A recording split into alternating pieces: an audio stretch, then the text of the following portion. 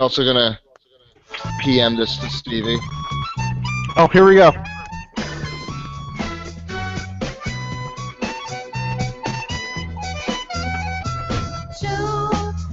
Stevie always wanted us to open with this, and then he's not here. Okay, well, that's what His happens. loss. His loss. He doesn't get Shadow World. Hello, and welcome to Sega Addicts After Hours. I am your host, just some guy who might be an editor-in-chief of something. Joining me tonight, the dark and devious one, Pocky X. Take the logo down. Oh, right. Nobody's missing anything. They don't want to see my face. And the intro I had planned is, I have cookies. Yes, you have cookies, and I'm jealous because they were supposed to have been here today. No. She said Tuesday-ish. Yeah, but you're further away from Arkansas than me. It is Tuesday-ish. Yes, I am Pocky X. I have cookies sent to me from L from Ridiculous Wednesday fame. And I've had some already. I planned on taste testing them on the stream, and then they smelled really good. so I had some, and they were good. So, on a scale of 1 to 10, how poisoned are you? 16. 16? I'm poisoned with the holidays. I'm poisoned with the holiday spirit. Poisoned with the Jesus spirit. Awesome. Yep. And joining us, stuffed full of cookies. Awesome. I'm stuffed full of chocolate fudge from people from my dad's church. It's pretty awesome, actually. Right. I also have brownies. Brownies. Did she send that too? Yeah, she sent me brownies, cookies, more cookies. Oh my god. It truly was Bake-Ageddon. Oh my god, the Bake Apocalypse. That's awesome. Indeed. Holy crap. Super generous. Very. I cannot wait to get mine. I'm expecting like that box, probably another box, maybe something that a friend bought me on Amazon. So that'll be dope.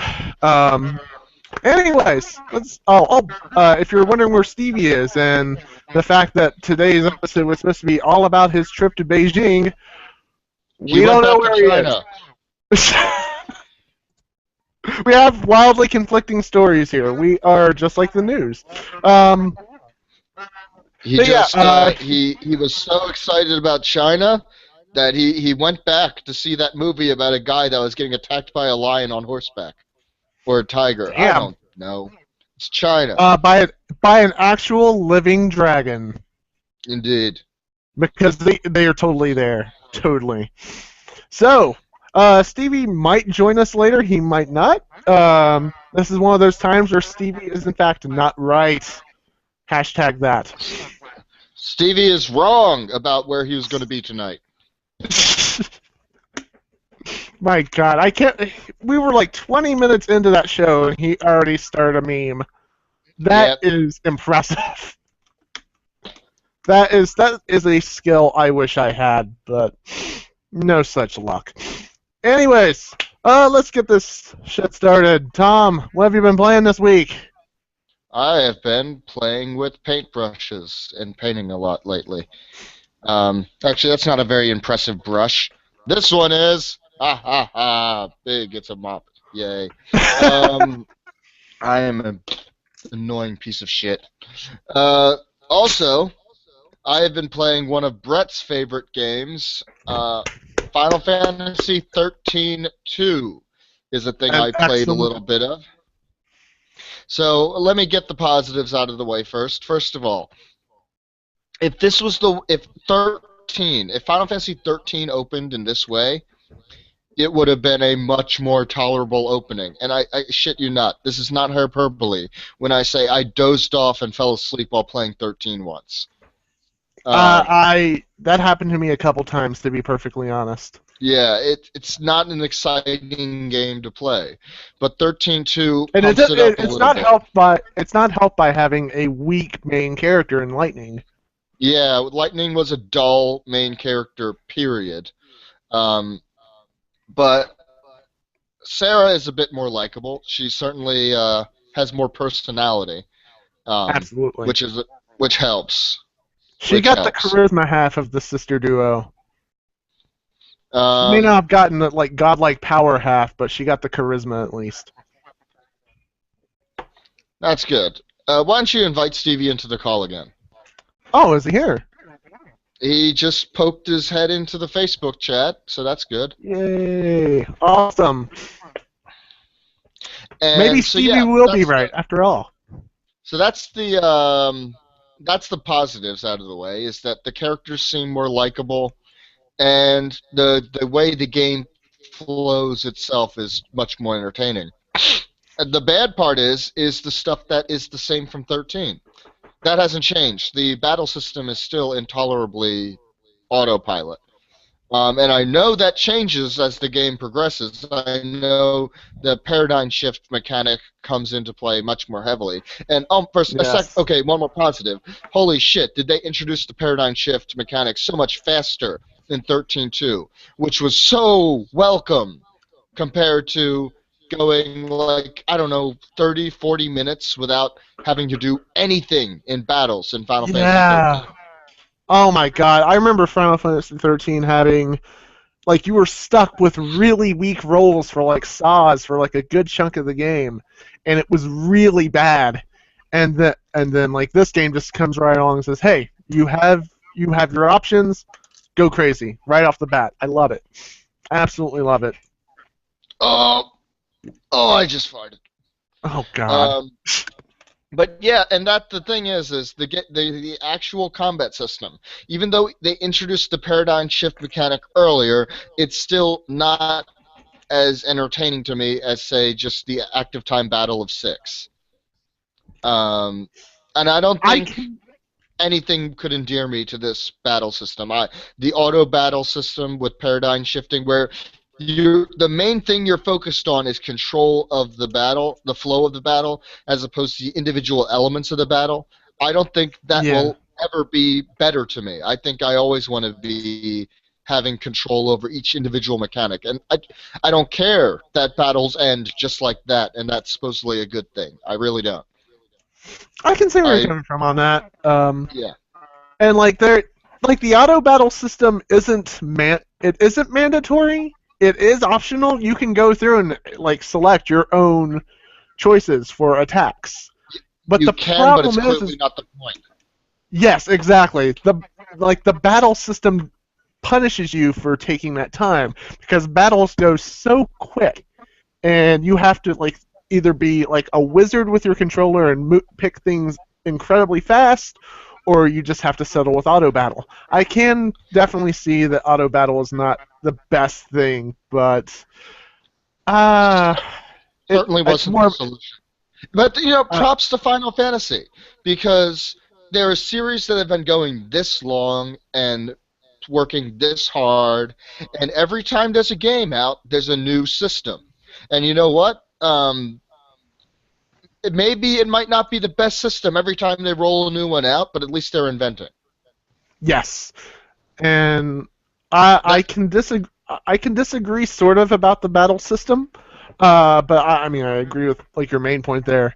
I still think it's better than Lightning Returns. I think the way you talk, you might like Lightning Returns battle system better, because it's more about you. You really might like Lightning Returns battle system a lot better. I'm sorry, I lost you at Lightning Returns. Remember Tom's least favorite part of Final Fantasy 13? She's back. Yeah, I don't like her either, but her game was it was good in technical ways. I'm going to take an aside real quick. Okay. and yell, Stevie! Hello. Stevie! So that is an example of jet lag, and I will explain that to you later. Why I am late to this call. Awesome. Yes, that is our main topic for this. But in That the is our meantime, main topic for this episode. in the meantime, we were talking about me and what I've been playing. I'm going to take the controls right back and tell you that I've also have been playing Pokemon Omega Ruby. Oh, how is that? You know what? For a Pokemon that's a remake of an old game, it feels so fucking fresh. Does it? No, you played X and Y, right? I absolutely have. And those also felt fresh. And this, and I don't know, I never played Ruby Sapphire Gen, so I don't know if DexNav is a new feature or not, but I feel like it is. It's basically where you can just glance at the bottom screen. Finally, something that bottom screen is used for that's actually inventive. And you can just glance down and see the Pokemon in the area that you've seen, and you can check at a glance. Wow. At a glance, have I caught every Pokemon in this area? And once That's cool. Once you do, DexNav gets a little gold stamp there, and it lets you know, hey, there's nothing else in this area. You can move on now. That's way cool because I don't is remember way that cool. being. I don't remember that being a thing in like the Diamond Pearl games, Heart Gold, or the Black and White series. I don't remember that at all. I don't remember that either. You would have thought that would have been a better use of the bottom screen than whatever the hell they did with Black and White, which was not just that. You can also sometimes see a Pokemon tail wiggle out of the tall grass. And that's cool. When you see that, you know, hey, there's a Pokemon right there. You can look at the DexNav and tap the DexNav, and it help you identify which Pokemon that is, and then you can sneak up onto it. Damn, that's cool. Does it make it easier to catch or defeat, or? Well, sometimes it'll pick up a Pokemon that, while it's not a rare Pokemon, but it has a rare ability. Oh, okay, that's cool. That's way cool. Yeah. Did X and Y have this, or is this just new to Omega Ruby? X and Y did not have this. So, oh wow, that's way cool. Which is why I'm saying that this, in spite of it being a remake of an old game, this one simple addition feels so fucking fresh, and I love it. I love the way art that sounds. style like?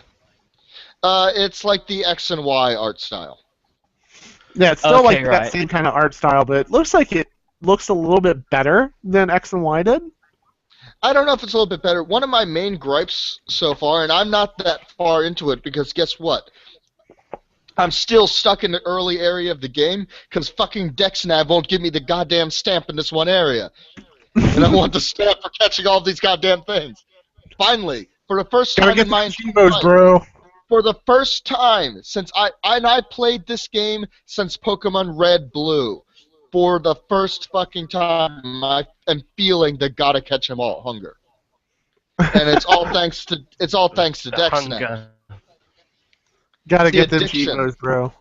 It is, and it's so good. It's so good. So I have to. So far, I'm really pleased with this, and I've also heard that the Ruby Sapphire generation had not a decent story, but a better story than most others. Yeah, so like people were clamoring for this remake for a long time, so I'm really, really glad it's actually paid off, and it's a pretty fantastic game. Yeah, and I don't want to start trumpeting their praise, because I'm not that far into it yet. And the only new feature I've run into is DexNav. But it's a big enough new feature. That is a huge thing. It kind of makes you feel like Ash from the anime, where Dexter shows up and identifies a Pokemon that you see rustling around in the tall grass. Yeah, that's what it sounded like. Yeah, it really brings out that sense of wonder that you had with the series when it first came out.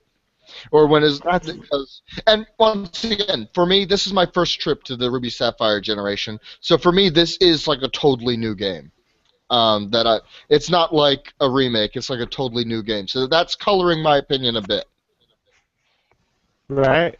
It's still really cool to hear. I want to play this now because I didn't play Ruby and Sapphire myself, so this is. I heard this was a weird generation, so I'm looking forward to finding out what makes it weird. It was weird for me in that it was released in that time where I was like, oh no, I'm a cool kid. I don't care about Pokemon anymore. Oh, this is so good. You know that whole junior high phase where I was told not to. The Hedgehog. Too busy. It was that period, like I think, like 7th to 10th to 9th grade, where I hated everything except for bro games. Unless you stopped aging miraculously. Somehow, that golden period, which is the only time you really care about being an adult. Yeah, it's like, oh, I want to be grown up. Then 10th grade rolled, and I was like, fuck it, Sonic's awesome, Pokemon's awesome. Video games are for adults. I'll play Call of Duty now. Yeah, I wasn't that bad. This is like the ad for the Atari Jaguar. It's like Biz Baby toys, right? Get a PC or whatever. Yeah, I needed to go through 3 preference files just so that I can get my game running that I paid for because I'm an adult now. PC gaming for life, bro. Brett, do the math. Love those Jaguar ads. Oh my god. I want an Atari Jaguar. I don't know why. But I really don't. No, you really don't. I assure you. I want one just to preserve its awfulness. It's just like Sonic 06. It is a plastic. That's why I'm saying I think I want to get a tumor because it will be funny. That's not gonna work. Yeah, no one will feel bad for you if you go out of your way to get a plastic tumor that sits in your living room. Anyways, I've really been Nintendoing it up lately, though, because I've also picked up. So I got a return on a product, a $300 product that I got a refund on because I am that customer that was horribly dissatisfied. What was this product? I'm curious. Not going into that. Okay. But I'm not going into this product that you're somehow involved in. You sound like you are involved in a drug empire, Tom. I was dissatisfied with the product, so I put an end to it. Yeah, exactly. There you go. I was dissatisfied with the product, so I gave them a visit, and now that problem will cease. Now that problem has gone away, and I have $300. I have patched. I think it's a bit more than $300, Tom. Someone was running a drug empire. They wouldn't go, oh, I was running a drug empire, and I got $3,000 off of my heroin. I got a refund of $300, and I used that money to pick up Mario 3D World, or Land, or I don't fucking remember what it's called. Mario 3D on the Wii U, and Captain Toad Treasure Tracker. And my screen is frozen on Stevie making weird faces. It was really distracting. I got a cold burn on my lip. I cut my lip somehow. Okay. It was really I haven't been using enough chapstick on it.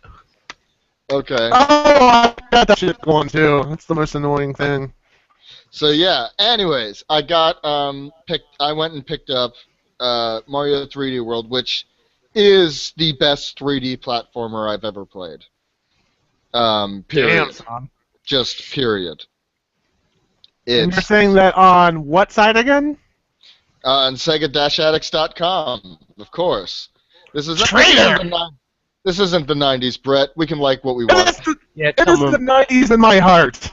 Brett, this isn't the 90s or the Cold War. You don't have to be so rigidly into one side. You can dip into both America and the USR.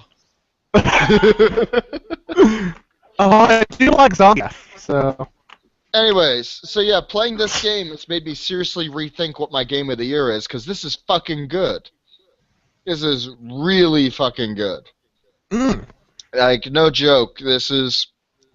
Like, every single time I'm playing something else, I start to feel an itch to go back and play Mario 3D Land, or World, or whatever.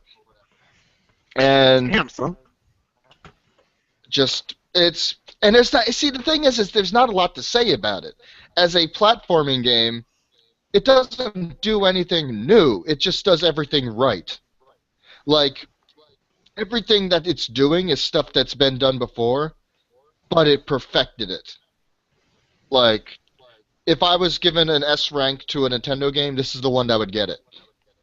And unfortunately, that's the worst thing going for Captain Toad Treasure Tracker, is that I would rather be playing Mario 3D Land. And Captain Toad's supposed to be really quite good, isn't it? Captain Toad is also a absolutely delightful game.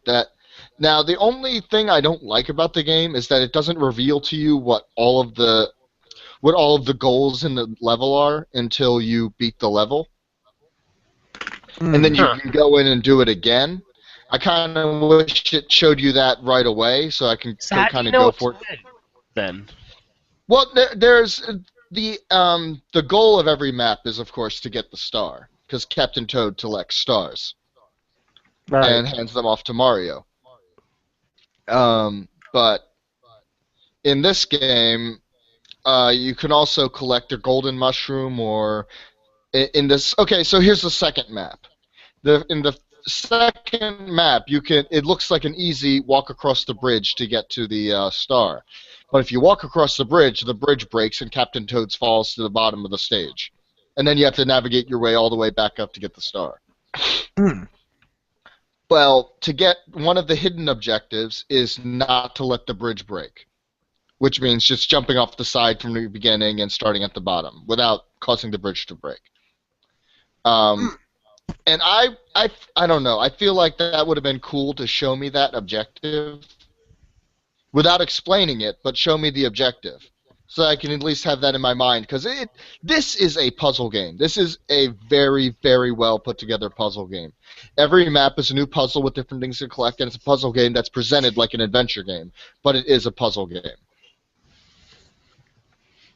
So, the way you describe like the hidden objectives and everything, it kind of reminds me of the levels in Sonic Adventure 2, where you have your obvious goal of get to the ring, and then you beat the level, go back to level select, and you have like 5 other missions you can do. It kind of sounds a little bit like that. It is like that. That's basically except it's probably not a pile of shit. Yeah, that's true. I have a lot more faith in Captain Toad than I do Sonic Adventure 2. And oh my god, Captain Toad is the most adorable character ever. Like, when I'm at the start screen, sometimes I just talk along with Captain Toad. I'm just like, and it's like, yeah, very much, and other stupid shit like that. That is so a cute. impression. That is genuinely a good impression. Can you do it again? I can't. It's like Elle's Oni-chan. It's like you have. It has to be in the moment. She can't do it on command. It's just like that. It's just like that. Tom You can't can't do that show on away command. your talents. I He's see. not. So- He's secret. not on Organ Grinder's Monkey. He can't perform. So, with this in mind, I mean, a lot of people are picking up the Wii U now because they feel like the games are on it now. So I would say the must-own games on the Wii U now are definitely Captain Toad, Mario 3D Land, Hyrule Warriors, and the other game I've been playing this week, Super Smash Bros. On Wii U. Oh, okay. I thought you were going to say Bayonetta 2. It's oddly enough not one of my must-own games on the console. Like, Really? Wow. I'm trying to operate within like within a budget. you're only can be expected to pick up so many games with a console because you're also buying a fucking console. So I'd say another full-priced game on top of there is pushing it.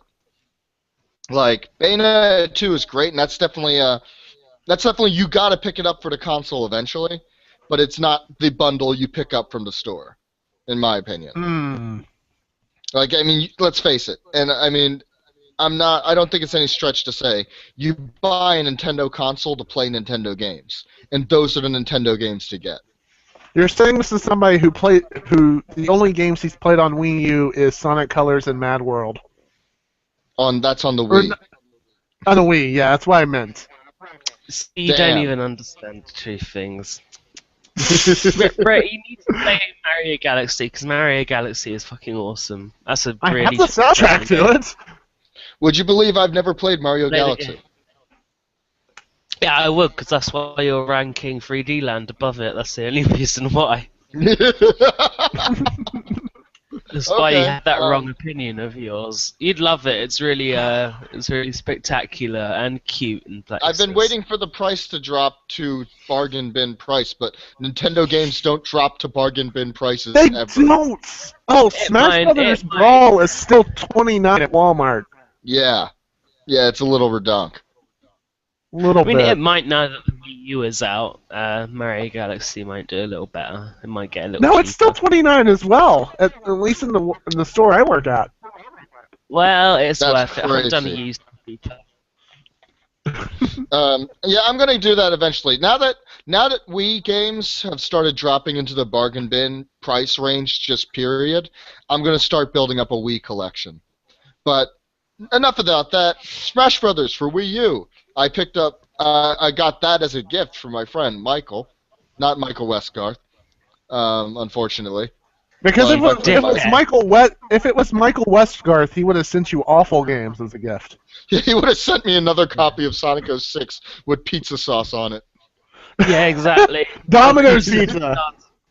Shards. Yeah, you forget at Domino's UK, obviously. Obviously. But think about Michael sitting out there in the snow, the little orphan child he is, just wanting something for Christmas, and you're going, oh no, that can't be Michael, and he's insulted.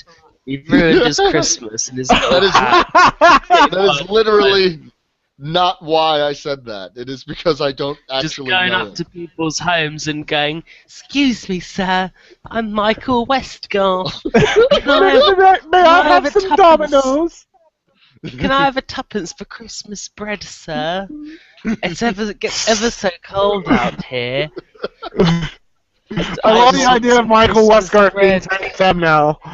I like the idea of Michael Westgarth surviving on Domino's pizza crusts. Can I have some chicken strippers? My sister, she hasn't eaten in a while and she's not feeling well, sir. Please, she needs a new heart. We'd take her to the doctor in the hospital, but he doesn't treat her because it costs too much for some reason. Please, sir, I'm only a little orphan Michael. Well, she needs a new heart. She needs to stop eating so much goddamn chicken. Anyways, Please, sir, my sister, she's terribly ill. She's got inflammatonia. Please, sir, she don't help her. She'll shiver to bed, please. Oh, dear. Oh, no, wait, come on. We got to go see the old mayor. We got to go see. He's got something for us. I like how English people have the same stereotypical view of English people that we do. What's that? What's that, Mr. Mayor? Are you saying that your friend, Mr. Pumpernickel, the millionaire, wants to adopt me? Oh my God, sir! Hello, I'm Mr. Pumpernickel. Oh my God! You are little orphan Michael Westgarth. Yes, sir. Anyways, I'm little orphan Michael Westgarth. God damn it. I was playing Smash Brothers 4 on Wii U, and I've been playing it with the GameCube controller. Do you want me to adopt you, little orphan Westgarth? Yes, sir. Adopt me, please. Okay. May I show you a world of dreams. Oh my God, sir! Look at all these things. You got toys, you got chocolate, you got rings beyond imagination here. Look at this toy store. There's an old style teddy bear and a wooden train set. So I was playing Smash Brothers with my amiibo. I'm just gonna fight through this, and so I got my Kirby amiibo and my Pikachu amiibo. Oh, sir, look, a pool made of. I want the Wii Fit Trainer amiibo, sir. And I... Please, sir, all I want is an ambini for Christmas. One that is in the shape of a fox. Not a star fox, but just a regular fox. I like regular foxes, sir. I'm this close to muting Stevie. Yeah, you can mute me from your chat, but you can't mute me from the podcast. So yeah, playing Smash with the GameCube controllers feels perfect. Just fucking perfect.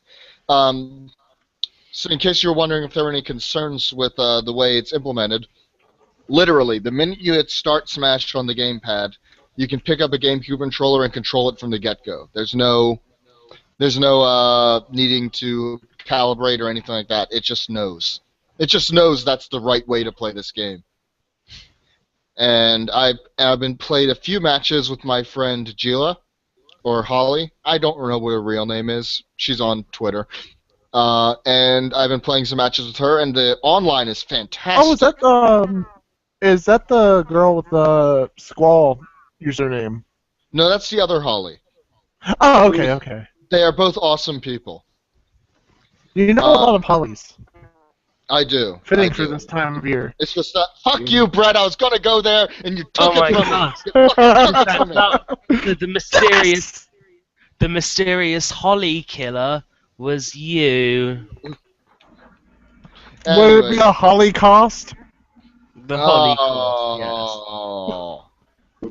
The killer who only kills people who gave them Holly. And he always leaves a picture of Sailor Moon at the scene of the crime. Of course it's going to be you, Tom. In the name of the moon, you have been punished. Fuck it. Alright, I need to. We need to stop hijacking this thing. One last game is I played Pokemon Art Academy, and it is a cute way to learn how to draw Pokemon. And wait, that's a thing that exists? Yeah. So you may not know this, but I feel like not enough people know about the Art Academy series on Nintendo products. Art Academy was fantastic on DSi, and there's an Art Academy sketchpad on Wii U, and an Art Academy full game on 3DS, and that's actually partially how I learned how to paint. Is through Art Academy. It was one of many components I used to teach me how to paint. It wasn't the only thing. I don't think you can learn from just that, but it did teach me a lot about oil paints. And then so it was natural that when I had the money, I was going to pick up Art Academy Pokemon just to see, because it's obviously aimed at a different audience. It's aimed at little kids, but it's still freaking cool and fun. And I'm actually looking forward to going deeper into it, because I don't know much about cartooning at all. So I want to. Like you mostly do like kind of realistic stuff. Well, I try to do abstract realistic. I don't try to do photorealistic, but yeah. More like realistic proportions at least. Exactly. Instead of like kind of cartoony faces, cartoony proportions. Exactly, and I really like the Pokemon art style, so I want to actually legitimately want to learn more about it. So I feel like this is going to be a nice tool in my arsenal, expanding upon what I can do as an artist. Not that I am one. Now, what system is this on? 3DS. 3DS, okay. Like, everything good in life right now is on either 3DS or Wii U. I'm seriously thinking about making January. Outside of, like, obligations that I have for Sega Addicts, like playing Thursday Night Throwdowns, I'm going to try to make January the month of Wii U for me. Just playing nothing but Wii U games, period. Except for when I'm on the go with my 3DS, obviously. The Wii U's alright, but does it have this? Dude, you are talking to the wrong bitch about that. Yeah. Jesus Christ. No one has more hate in his heart for that game than me. No one. Brett, why would you do such a thing? You've awakened his darkness now. I have awakened the dark and devious one. I need to play so much Hyrule Warriors to knock out some stress. Holy shit. This is what you need to do to summon Tom to your house. You need to put like a devil star in the middle of your floor, and like in each DAP you need like Gran Turismo 6, a picture of Sailor Venus, let's see. No, what you have to do Captain is Toad. you have to get the blood of a goat, spill it on the floor, and then you have to do this, and you have to sing this. Sailor Nuninus Stretchus Dominus. No. You need the blood of an anime little sister. That's what you need. Yeah, you need what are they this called? Got dark fast. The blood of a Lolita. The blood of an Emoto. There you go. God. No. Stevie, what have you been playing, if anything? So what have I been playing? I haven't been playing much except for the last couple of days in which I started up The Last of Us Remastered, the yellow version apparently. The Last of Us is an alright game so far. I'm only like an hour or 2 hours into it, so I haven't seen what makes it special. The gameplay so far is just kind of standard, really, just sort of your typical. I'd almost compare it to the new Tomb Raider, kind of, but a lot more basic. Like it's kind of just like run around, shoot, stuff like that. 3D platforming. Maybe it's a bit like Uncharted, but a bit more shooty. I'm not entirely sure because I haven't played those games, but it kind of feels like that. Would you compare it atmospherically any to Silent Hill 2? Or is it way more shooty? No, it's way more shooty. It's way more shooty, and it's not a horror game, I would say, and it's not like ominous. It's more, I'm at the beginning of the game, so this is literally like a first impression. But like at the moment, it's just kind of in like dusty streets at the end of the world after everything's happened and stuff like that. So it's kind of like more in the lines of like The Walking Dead than Resident Evil and yes, yeah, more in lines with The Walking Dead, exactly. And that's the thing, is I'm actually playing this while I'm replaying the first Walking Dead Telltale game. Which have you guys played? I played episode 1 of the first season, and then last time I told you that, you yelled at me. Yeah, why haven't you played the rest, you dickhead? Stevie. He was going to let you get away with it until you reminded him. Stevie, this kind of goes for both me and my girlfriend, I don't feel like playing things that will make me miserable. But it'll make you miserable in the best way. There's no such thing. It's like you can tell me that Schindler's List is one of the most brilliant works of cinema art ever, and I'll be like, yeah, but it's really depressing, and I don't want to watch it. But think about it. There are all these poor little orphan children who want to play The Walking Dead, who are oh please, sir, I'm just little orphan Scarf. I want a couple tuppence to play the Walking Dead video console experience game. Please, sir. Just a tuppence and I'll be gone. No, son, you wax my shoe. Please, sir, I've been waxing your shoe for 12 hours. It'll never be shiny enough. Do it or I'll kick you in the head, you dick. And then the little orphan gets curved. I just recently had a head operation that cost me 3 shillings. It took ages to save it up. I can't really stop Stevie from doing this during his own Games of the Week segment. But I got it in the end, and all I'd love to do is to play the video game, The Walking Dead. No! And people who have the avenue to do it should be thankful for that, because orphans like you don't have that. Please, sir, don't do that. Don't do that. I'm putting you out of your misery. Next. Stevie, what else did you play? And that is what you are doing, Tom. That is what you are doing to poor little orphans. That's not true at all. So basically, I've been alternating that with Walking Dead because they both share similar themes. They're both zombie games that take place after the event mostly. They're both games where you share a bond with a young girl, and they're both apparently tragedies. I haven't finished Last of Us, but I know that apparently it's kind of sad. So they share a lot of themes, and I'm kind of interested to see how they reflect each other, especially when they came out really close to each other as well. So just think it'd be interesting to see. So I'm gonna ask you this when you're done, but just a preview.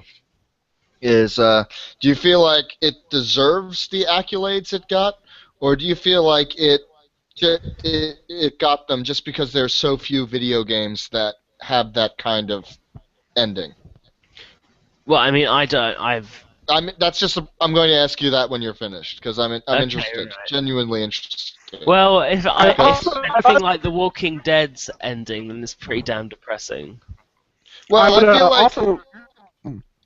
I feel like games that try to be taken seriously sometimes get undue credit. When if you put them next to a movie, they'd be laughable. I cite Heavy Rain. Yeah. Oh, Heavy Rain is just embarrassing on all accounts. Jason! Jason! Jason!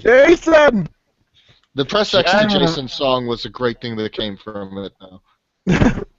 I do want to also ask, Nick had some interesting thoughts on the game in his questionarium in the last episode of the audio podcast. Listen to the last episode of Sega Addicts podcast and get back to us.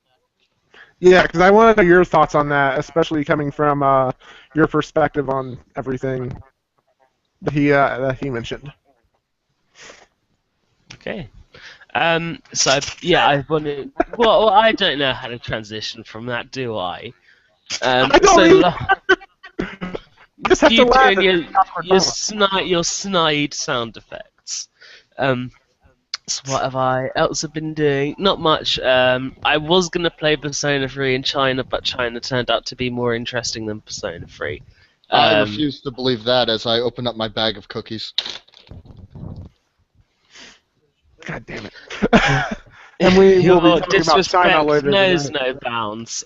So, yeah, play any Persona 3.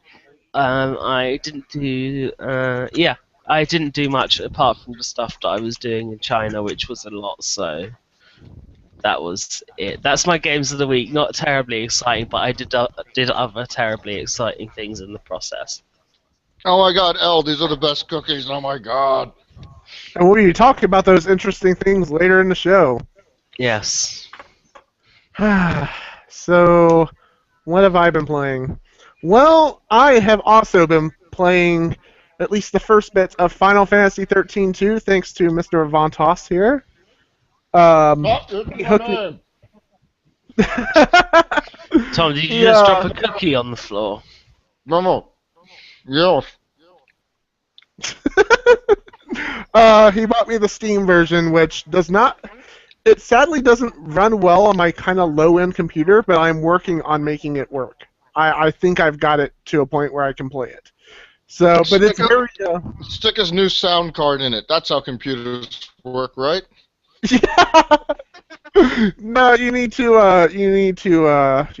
call those numbers on like late night infomercials. That'll totally legitimately scan your computer. Oh yeah, they'll speed it up. Delete System 32. MyCleanPC.com will totally help you out. And you'll win a free iPad. Can you outnit Saddam Hussein? Win a free iPod if you can.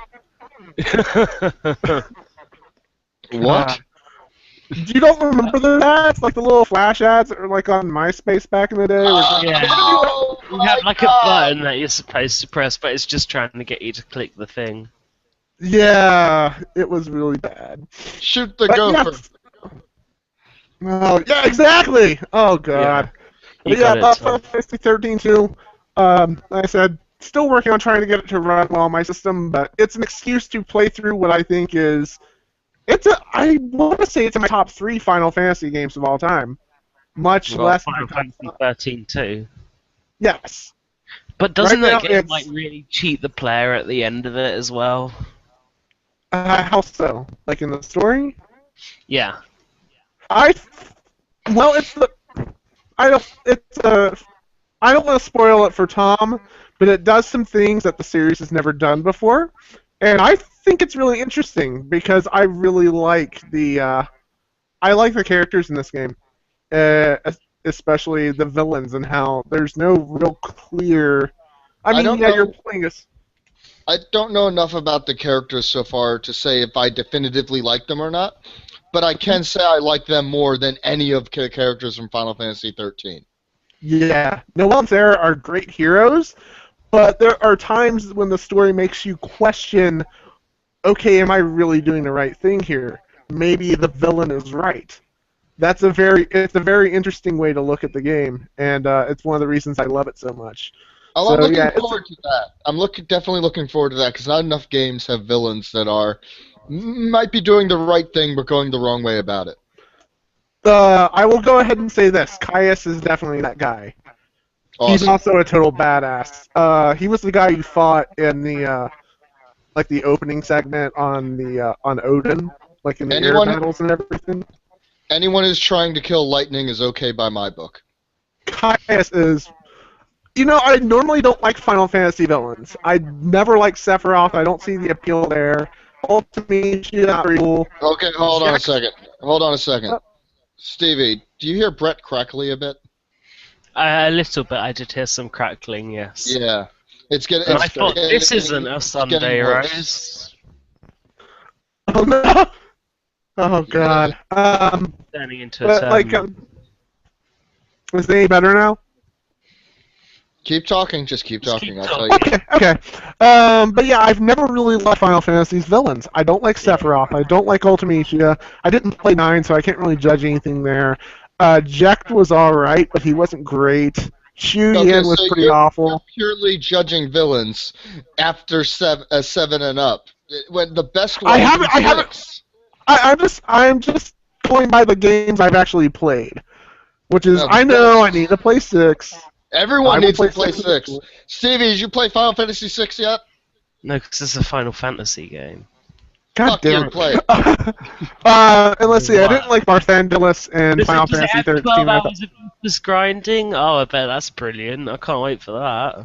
Actually, it doesn't. It's pretty good at just keeping the ball going until the very end.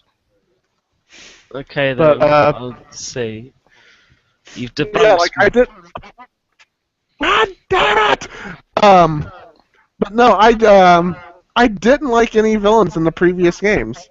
But I didn't even like Type Zero's villain. I think Sid is pretty much an awful villain. He's not very cool. He's not memorable. He's just some guy whose ass you kick at the end.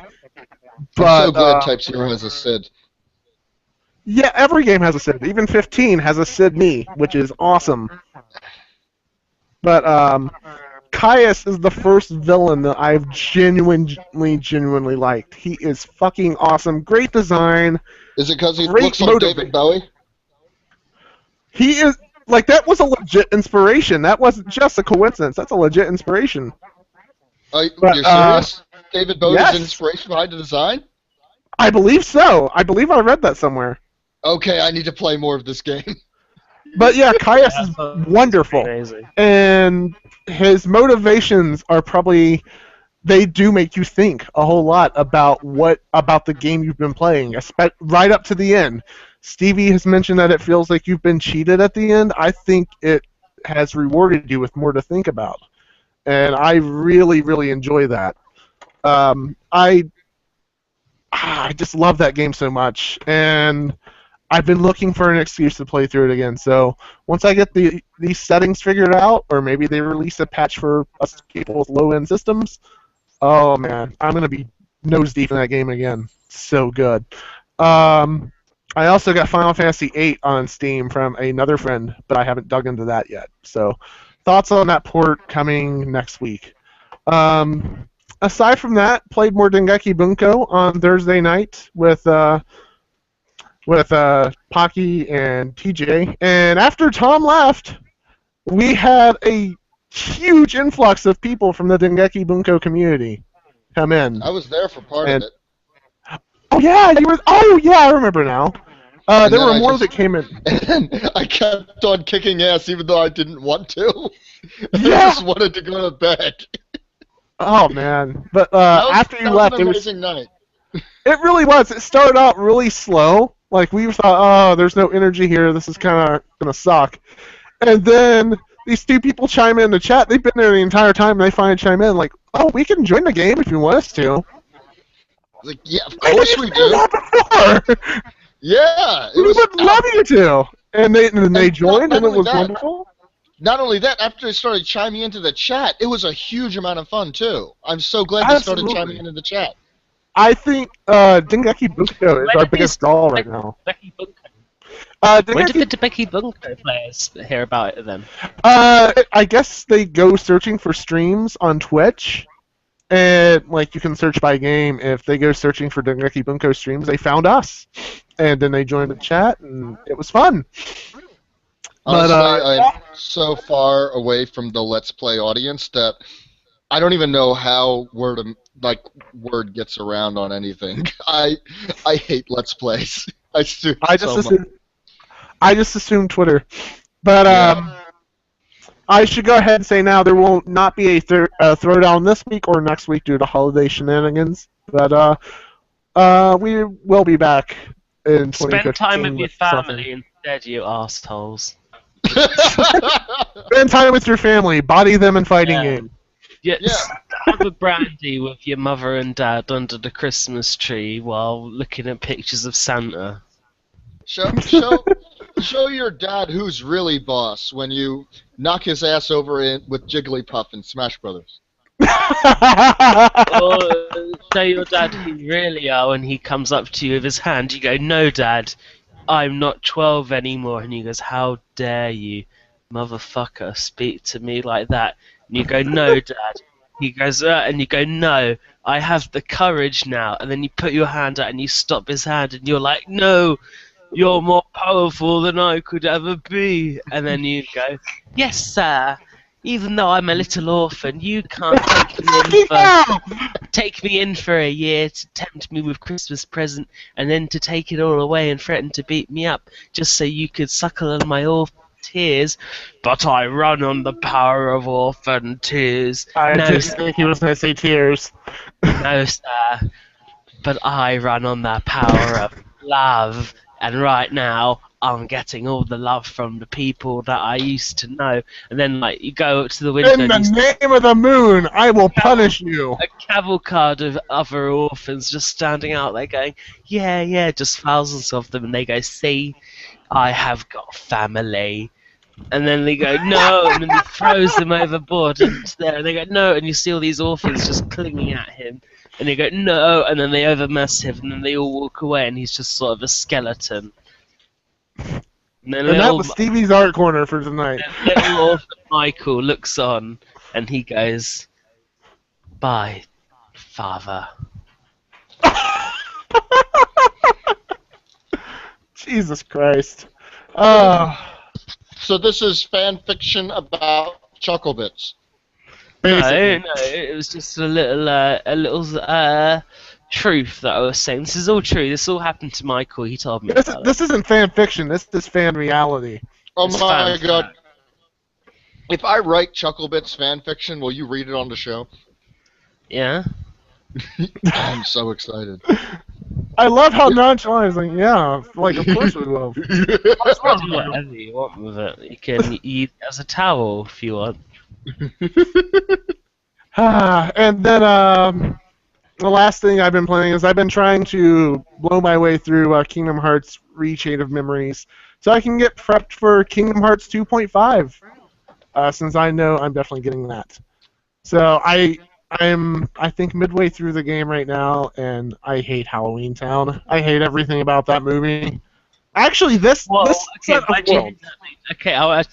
bother me. Why'd you hate that movie? And is it because of Hot Topic stuff? Yeah. Right. Oh, Well, that's not the Halloween. movie. That's just people who have appropriated a good movie to suit their dorky tastes. Cultural appropriation. Brett, stop hating things because of the fans. Exactly. No matter what Also, you I just- have, I no just matter don't what think- you enjoy in life, there will be shitty fans. I just don't really like Tim Burton in general, to be honest. What has he ever done to you? And it's not a Tim Burton film. He did the character designs, and that's it. Oh. So, See, you were judging things and you didn't even know. And there's nothing wrong with liking a Tim Burton film, Brett. oh, I didn't say there was anything wrong with it. I just said it wasn't my thing. Oh, I'm Brett. I like all my films to feature at least 12 American flags. Have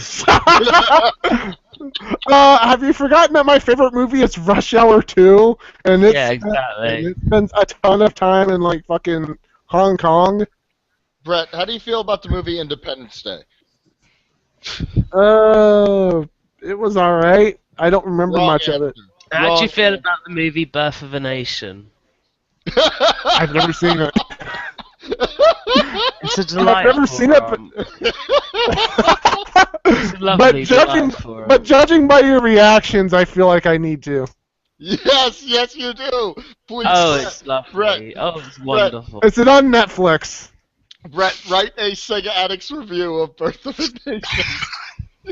Yes, please. I really want to know what you say about that.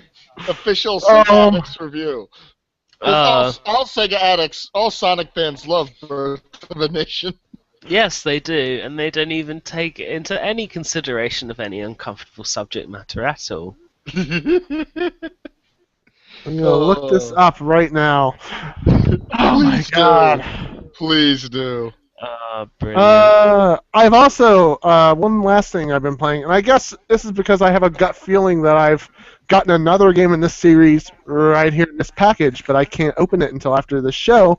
I've been playing Sengoku Basara Chronicle Heroes on PSP. Brett, I've never played a Sengoku Basara game. Sell me on it. It's Capcom's take on the Dynasty Warriors series, but it's much more stylish and much more fun. That's the gist of it. It's very over the top, very ridiculous. I've always felt like Dynasty Warriors is kind of more grounded. There's no grounded. It's more grounded than Sengoku. It's more grounded than Basara. I'll tell you that much now. It's a very somber game. You know what? I have to play it now, just to see something that's more over the top than Dynasty Warriors. It's absolutely ridiculous, but it's so much fun. I played the PS2 one a lot. It was called Double. Why is it more ridiculous? Why is it more ridiculous?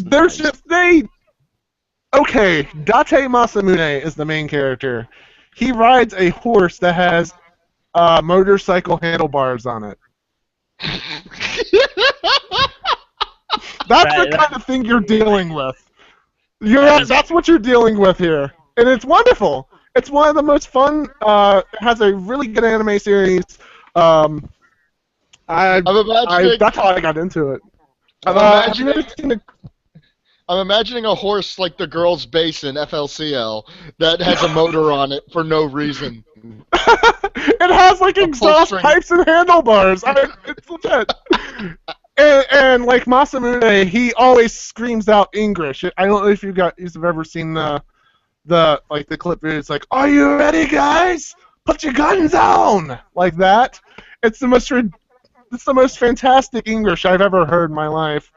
That's what got me into the series, and I started in the games, and it's so much fun. And Basara 3 was released here as a Sengoku Basara Samurai Heroes, and it was an incomplete game. Absolutely horrible. Absolutely it was a joke.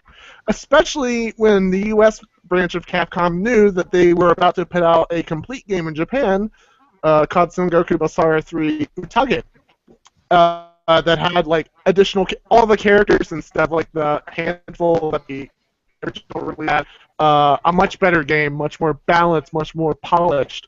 And the reason There's no good reason for them to release Vanilla Basara 3 over here if they wanted that series to take off, because that game, like the vanilla version, absolutely terrible. It was a bust. No wonder we're never getting Basara 4 here, because that was, aside from Devil Kings back on the PS2, that was America's first taste of that series, and it wasn't good. Well, So it kind of makes...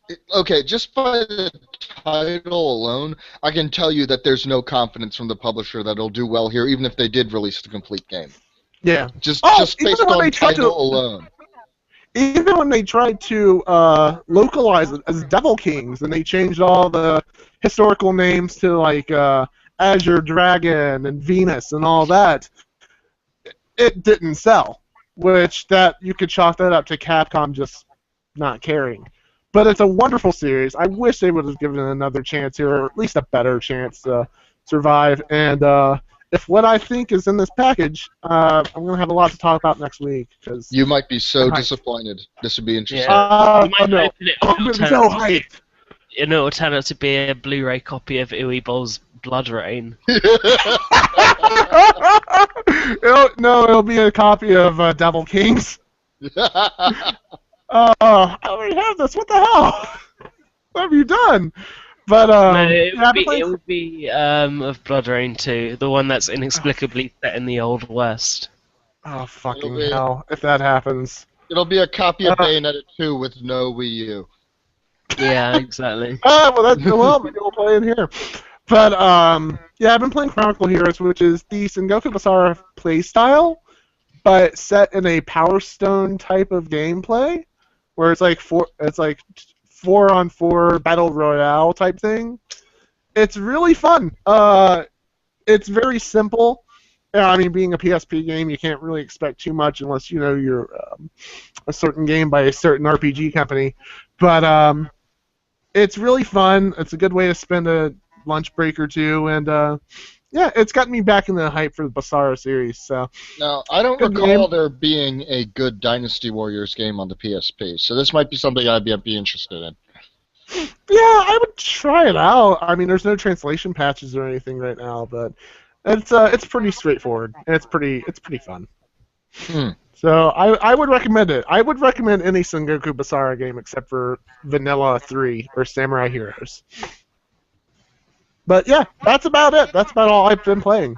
So let's see. Do we have any news this week? Here we go. Way to go, Neptune. Yes. Here we go. Good to go, Neptune. I can't think of any new. Other than that, Backstreet's back, but I think that's been for a while. It's funny you should mention that, considering the opening of the latest episode of Sega Addicts. Yeah! It's the Backstreet Boys special. It's the Backstreet special. Yes, let's make this Backstreet Boys special as well. We just don't talk about the Backstreet Boys. Well, that's pretty much... Anything can be the Backstreet Boys special. That's pretty much how we approached the Backstreet Boys special of the Sega Addicts podcast. We do have some Neptunian news, though. Hyperdimension Victory 2 has been dated in Japan. It's coming out on the PS4 on April 23rd. So hopefully a US release isn't too far behind, because as good as Victory 1 was, as the kind of role this series has been on since Victory came out, I'm actually genuinely hyped for a Hyperdimension Neptunia game. And there's more news. The action game, Neptunia U, is getting released in the US. Yes, that's gonna be interesting. It's gonna be on Vita, right? Yes, definitely. It is on Vita. Okay, good, because then it's easier to conceal from people. Yes. There's also the right response. There was also a series of interviews from Famitsu with creators discussing what their plans are for the new year, with like some people like Toshimitsu Mori from Arc System Works, Naoya Shimokawa from Aquaplus, Katsuhiro Hashino from Atlas. But the big ones, this is also related to Neptunia, are from Idea Factory, Compile Heart, and Idea Factory are going to be porting the English versions of the Hyper Neptunia series. Fuck. Talking. I don't know how to talk. Hyper Dimension Neptunia series to Steam. Yep. So And Fairy Fencer F. So that's going to be huge. Maybe they should make a Steam character. Oh, well, they did technically. Pishi from Victory was based on the PC. But yeah, this is. I never know that. How am I just finding this out right now? Wait, what? Holy Even shit. from her a fucking computer with the giant knockers. Well, I didn't realize that the new nation was PC. Yeah. You Holy have shit. Xbox. Oh my god, you can see Tom's mind being blown on camera. That's crazy. Oh, that's not the first. That's not the first time Sega has had that done on camera. But yeah, I feel like the Neptunia series is gonna flourish on PC. I don't know absolutely. how you guys feel about that. If Falcom is finding a nice home on PC, then Neptunia sure can. Absolutely. I think this is honestly better than the PlayStation, especially like the Vita games. This is a better platform, as I think there's more of an audience there than people who want to buy a console and then buy that. So I hope it does well. It's so niche already that it'd be restricting just to put it on a console, I think. Yeah. Absolutely. Now, hopefully these aren't shit ports, because that can ruin everything. Looking at you, Square. Look at you, Silent Hill HD Collection. Yeah. Looking at you, Konami, for practically everything. You know what you've done, Konami. We're gonna rub your nose in it. But I expect the Konami Twitter account to tweet "I'm sorry" at least once a day. Yeah. I'm a dumb fuck. I'm sorry. But maybe we should have worked off complete code instead of just using half of a game to finish off our stupid hashed out HD fuck up. Not just that, but a Silent Hill HD collection that completely ignores Silent Hill 1. Yeah. Silent Hill 4, exactly. Well, Silent Hill 4, I think I can give them a pass on for ignoring, but not Silent Hill 1. No. But yeah, I wonder if this deal includes the Vita games as well, or if the games that they're porting to Steam are the Vita versions, like the Rebirth versions. Well, because if they're porting, I know the Rebirth. It is the Rebirth version for Neptunia 1. It is. Yeah. Good. Because I saw that feel like if they by Idea Factory today. Nice. Because if they ported the original version of Hyperdimension 1, no, it'd be dead in the water. But if they're porting over the Rebirths, cool. That's perfect. That's a great. If they ported the original Neptunia 1, so many people would go, "This is a shitty port," instead of realizing, no, that's how the game was. Yeah. It was bad. It was not exactly. Good. Oh my god. I mean, the characters were all there, and luckily the characters are charming, so yeah. There is love to be had there, but whew, boy, do you have to fight through some hardness to get to it. Oh god, absolutely. But that's about all we have. Well, I'm gonna check and make sure there's no more news. I think everything was basically Neptunia, which is, pretty okay, I guess. Oh, yeah, something we mentioned on the Sega Addicts podcast, and I'm very sad about this, and I hate the idea of using licensed things and then not renewing the license, because it killed Outrun 2, and now it has claimed a genuinely wonderful game in Afterburner Climax. Afterburner Climax got removed from PSN and the Xbox Live Arcade, and it was down to Sega not wanting to renew the licenses for the planes that they used for the game. And really, is that it? Wow. Yes.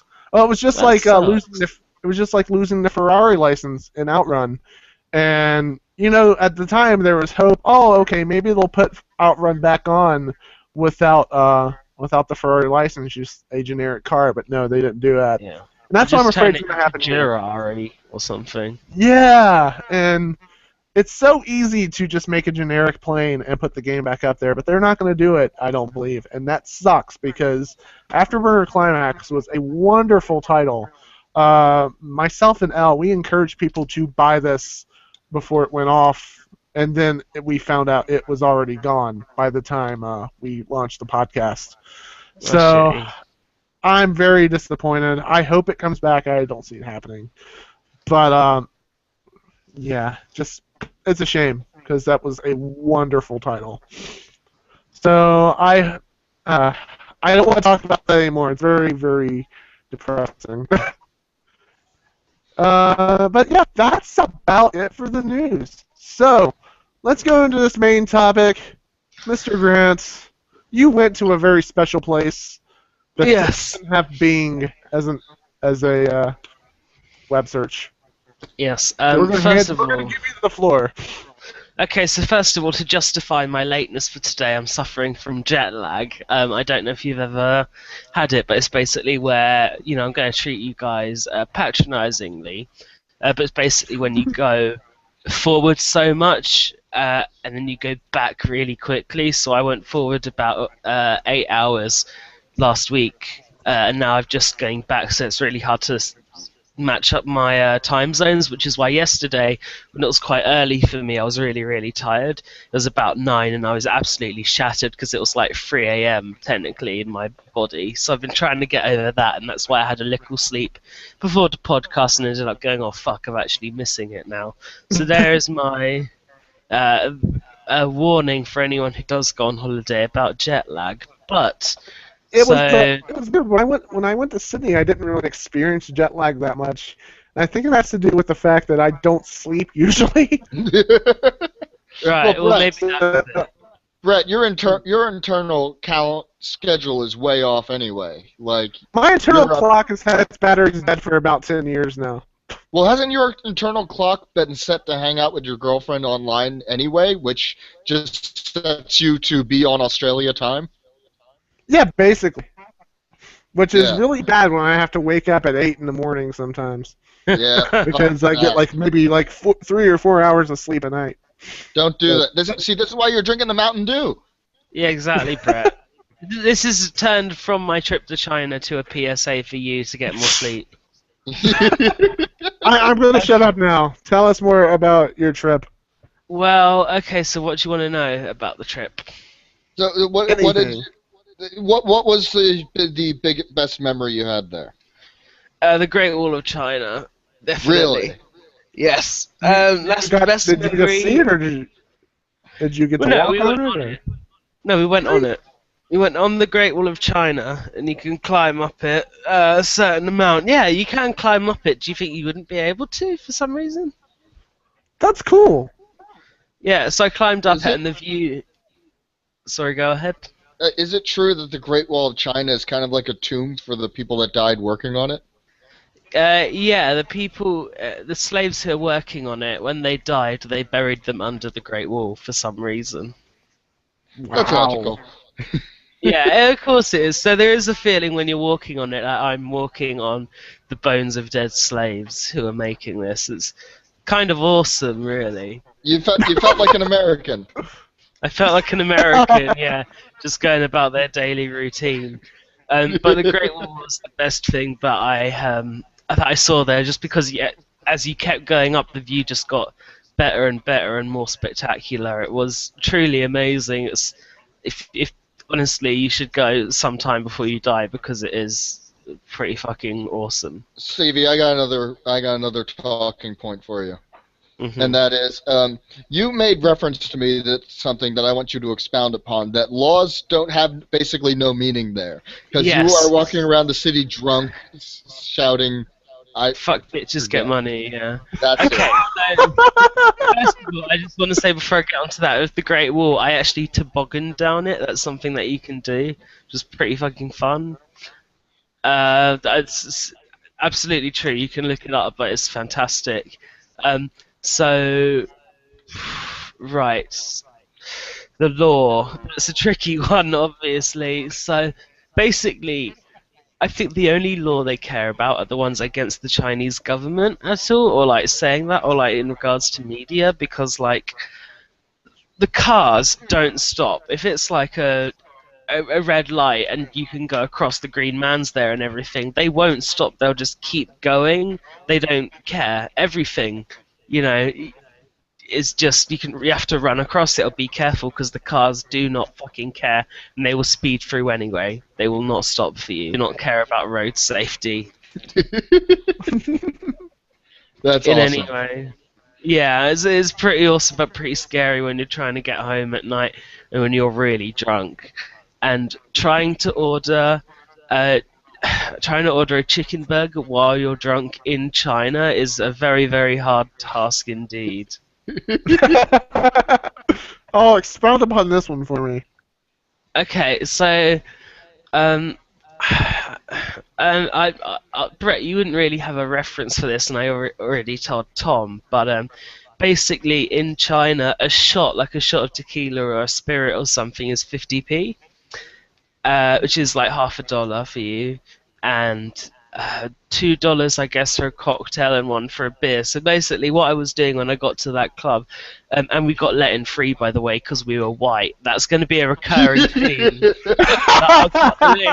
Not be being racist, but it is a genuine thing that was happening. So we got let in free because we were white. You were exotic. We were exotic, yes. So, letting Asian girls in for free in clubs in America. Does that happen? I've never heard of that happening.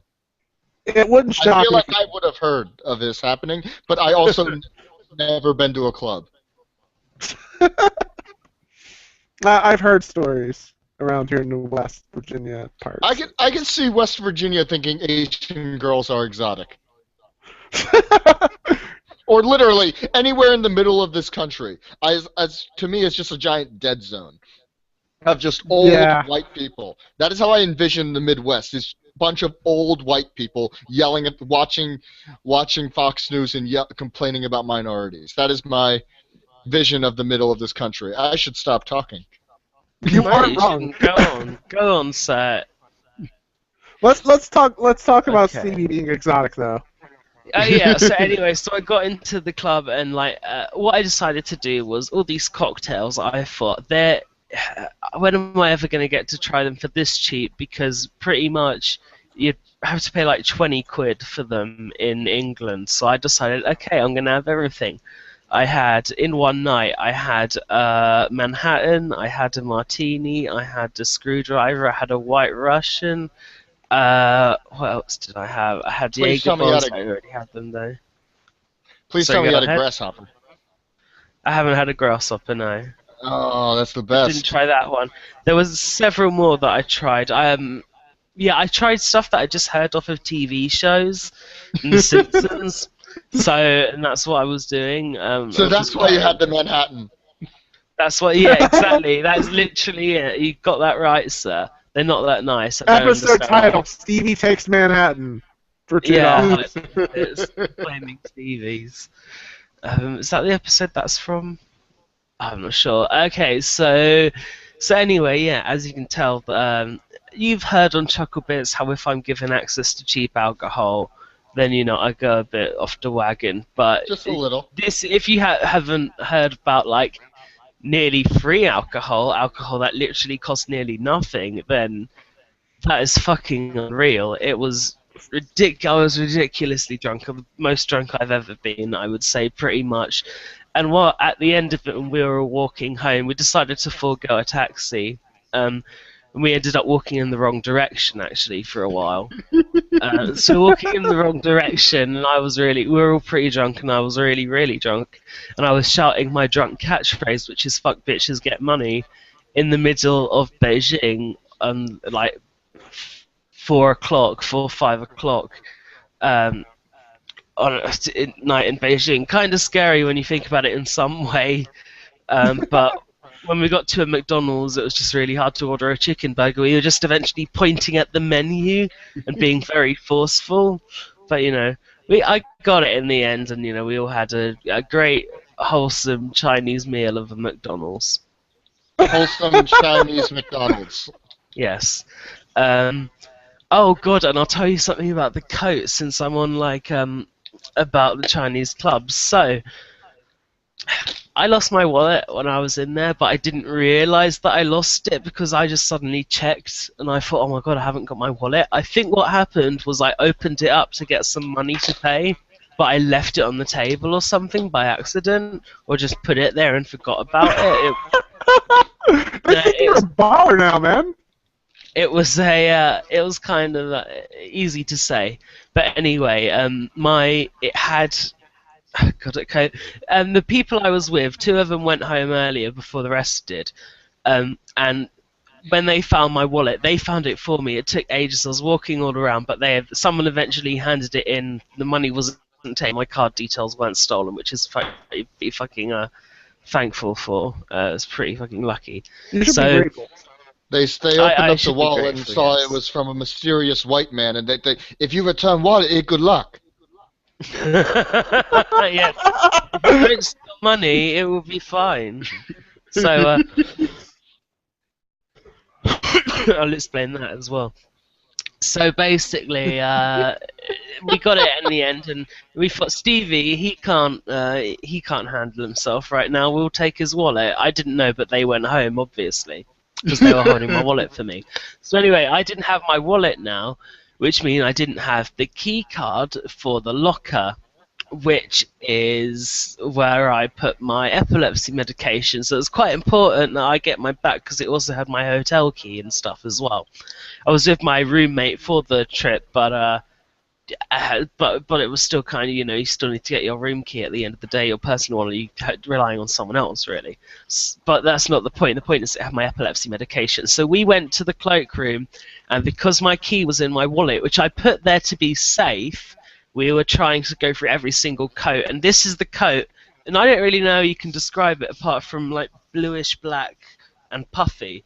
So we were just going through every fucking coat in the fucking rack, just trying to desperately find my coat while trying to find out the number of it, calling the girl who had it, which we thought was asleep or passed out or something.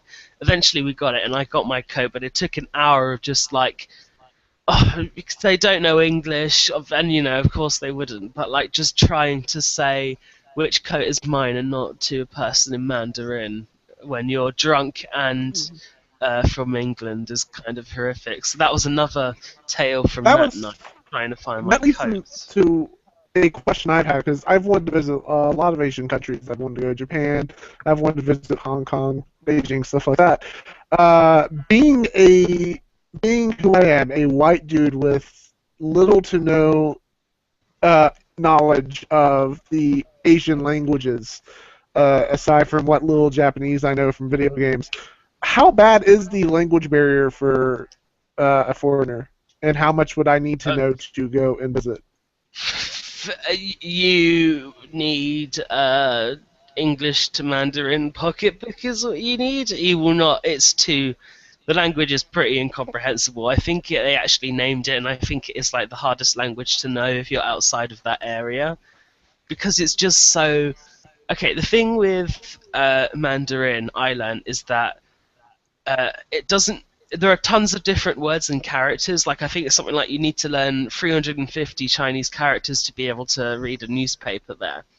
But it's it's not the word itself, but it's the emphasis that you put on the word that could make it a completely different word. So, for example, I'll use an English word. The word hello could mean hello, but it could also mean monkey or something. And saying hello or hello, one could mean hello and the other could mean monkey. They're both the same word, but it depends what inflection you put on a certain syllable can depend on what word it is entirely. I heard similar things about the way Japanese is structured, but I also heard, going by Japanese, generally speaking, if you're not native to the language, it's not going to hurt you if you mispronounce something. For example, the word for chopsticks can also mean bridge. Very rarely, if you're a white person in Japan and ordering a bridge to go with your food, they're probably going to assume you meant chopsticks. Yeah, well, they'd think you're insane. Or insane, or you're a loon. I want to eat your finest bridge. Let me come out with like a cake shaped like a bridge. So yeah, I would say it's best learning a couple of words, but it's better learning having a phrase book on you and having sentences and stuff, and having a Mandarin speaker with you does a lot as well. So I would recommend that. What else can I say? How did your group you go with? Were you okay with the group you went with after your drunkenness? Oh yeah, They were fine with it. Fine in the end. Yes, it wasn't a Michael Westgarth case where I embarrassed myself horribly. So at least that's okay. Did they make you play Sonic Addicts on a bootleg Chinese PS4? I didn't nearly ruin anyone's furniture, and I didn't touch any Chinese merchandise, so that's good. Did you? Now here's the big question. This is the big one, and I think you know what it is. Stevie, did you make any dogs go to heaven? Okay, so here's the story. So I was sitting in the restaurant on the first day, and our she wasn't like our leader, but she was the one organising the events. She was the one we were to talk to. She was fluent in both Mandarin and English, so that's she was a native as well to Hong Kong, but she was in Beijing, sort of leading the whole program for us. So I asked her on the first day, where can I eat dog here? And she told me about this place called UEC, which is this street that you can go that's in the middle of nowhere, and you order things that aren't on menus, and you'll get them. Ah, the secret menu from In-N-Out. The secret menu, yes. So I could order snake, I could order cat, I could order dog. What all about from monkey? this.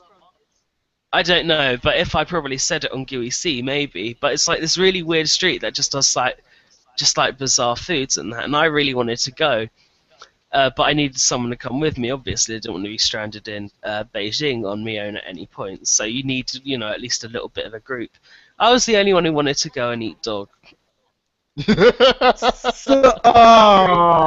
People in my group didn't want to go, so I didn't get to eat dog because we didn't go to that street. Apparently it's easier to get dog if you're in North Korea or South Korea or something like that. So, maybe I'll journey up into King Jong-un's domain and try and eat some dog there. I feel like if you went to Hello, North I Korea, work Sony. Can I get your finest dog? I'm just thinking, if you're in North Korea, I think you should be grateful for any food. I'm not sure.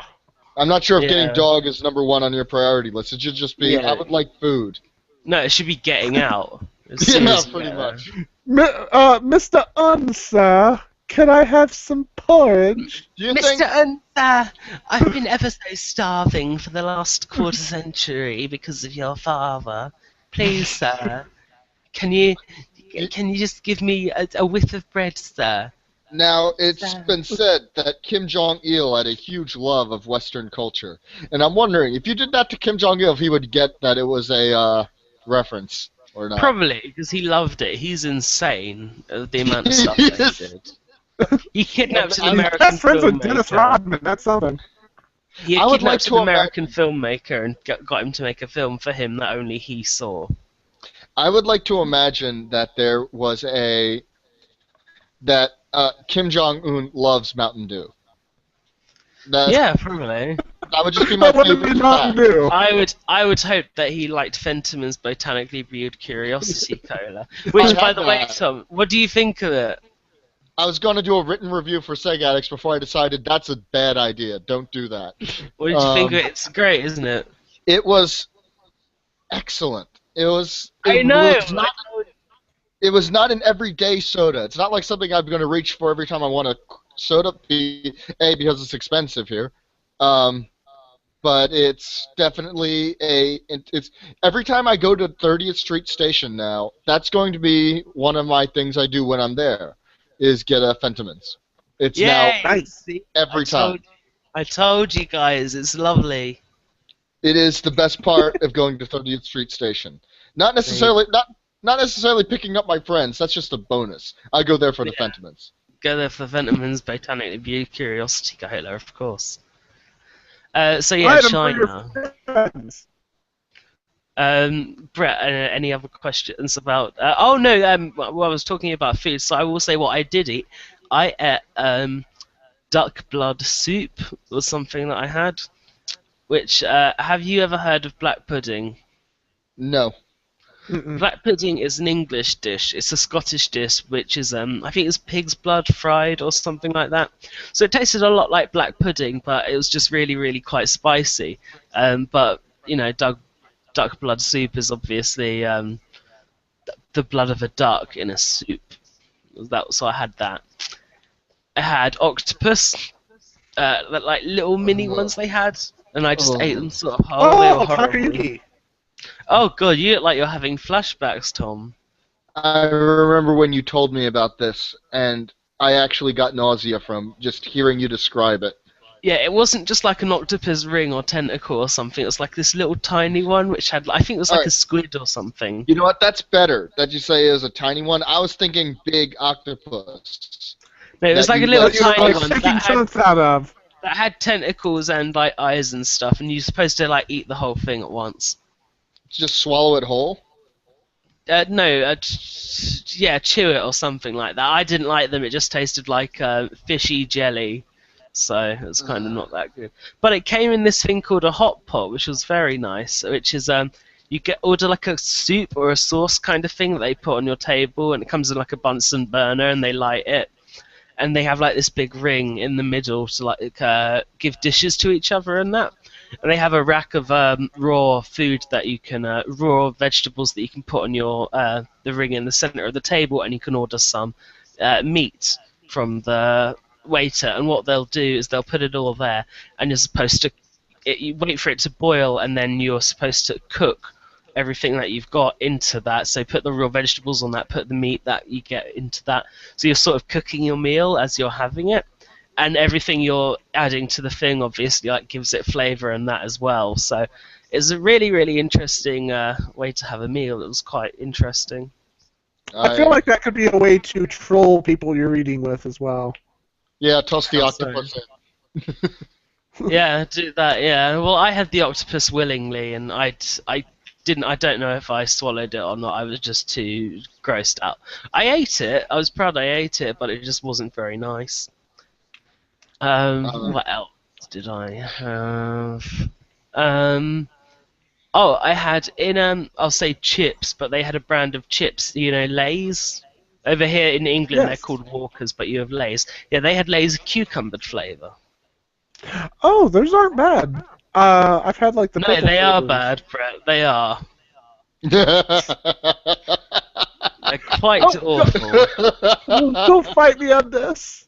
I just like cucumbers in general, though. So Oh, well, I noticed the thing about their flavours, which may be a part of it, is that at least English food, I think maybe Western food in general falls under this, but like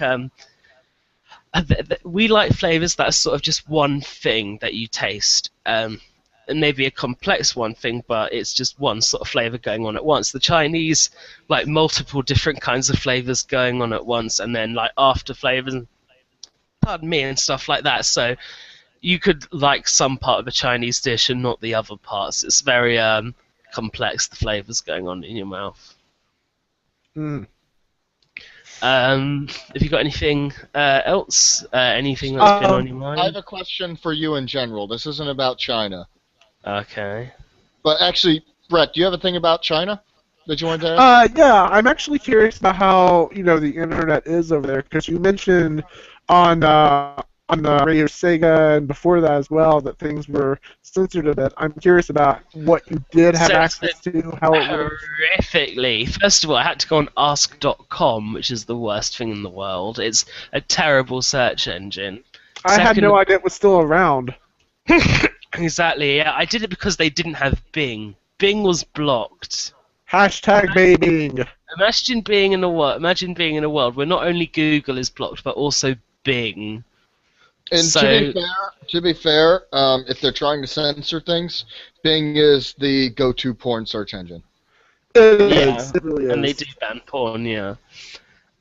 So yeah, that was pretty awful. But one thing that wasn't awful is actually no. Why am I saying that? Why am I trying to transition that? It was awful because I was doing. I don't know why I went on that train of thought just then. I should get off it. But I was trying to like search for banned sites. Like Facebook is one, and Cracked is one. Mega Westgarth is also black. Wow, really? Yeah. Apparently, all of China's really big Sonic fans. Apparently, yeah, it sounds like that. That's banned, apparently. Were we banned? I should have checked if Sega Addicts. I didn't. That was a mistake of mine. But one thing that I found weird about it was that you don't... I thought it would be funny because I thought you'd get like a big red thing going, banned for doing things against the Chinese government. It doesn't. It just doesn't load it. It makes it sound like it never existed in the first place. It brings you a 404 message. And that's what's kind of creepy about it. So it's not saying that it's been banned by the Chinese government. It's saying that it never existed to be banned. Holy shit! That's creepy. That's kind of dystopian. Yeah, and that's the thing. I love China apart from the police state vibe that I got from it. Like, it's like subtle things. Like there are a lot of policemen about, like very, very stern, and like you can't take pictures with or of, and they just sort of stand there, really tough and intimidating. Like, and there are loads of them. There are loads of policemen, and there's also loads of pictures of Chairman Mao. The country is essentially one giant blowjob to Chairman Mao's ego because they have him everywhere. Like statues of him, pictures of him, just like it's kind of creepy just seeing this guy look at you from everywhere. They love Chairman Mao. I was told by a particularly racist white person that I look a lot like Chairman Mao. Yeah, well, that was when I was there. I just kept thinking, why? I didn't know Tom was that popular. I don't even think you can have Twitter. I don't know if they're getting on Sega Addicts. How did they They're know? They're watching this broadcast right now. So yeah, YouTube fan as well then, right? Yeah. Actually, no, if I was very racist, I'd just be saying that I saw your lookalike everywhere I went. I saw Tom everywhere. Yeah, even the females, I saw them there. Well, that's the great thing about being Jackie Chan is you can find a stunt double anywhere now. Exactly. There you go. To China. But he doesn't do stunt doubles. Have you never watched the outtakes? He does now. At this age, he definitely does. Yeah. Rush Hour 2 is like the last movie he did without a stunt double. That's why Jackie, you love it. always okay. Maybe I should have watched Rush Hour 2 over there. Wait, really? Is Jackie Chan like a national treasure there? No, Chairman Mao is a fucking national treasure too because he's over there. Jackie Chan is the Chairman Mao of movies. Yes, exactly. Yeah, Jackie Chan uses Facebook now, so he's been disowned by the Chinese government. Yeah, maybe that would probably happen. It was also like I was advised. I was advised by my Jackie Chan's Facebook and not mine. Good point. It's hard to tell. Like, okay, so the thing am I talking with the actor of my favorite movie of all time? I don't. Fuck it. Oh my god, Chris Tucker. Do you understand the words coming out of our mouths? Oh my god, I can't even go along. Tom, I didn't know you were Chris Tucker. Oh my god. Oh my god. Yeah, that is really kind of creepy. Like Tom said, that it's just, this never existed. Turn back now.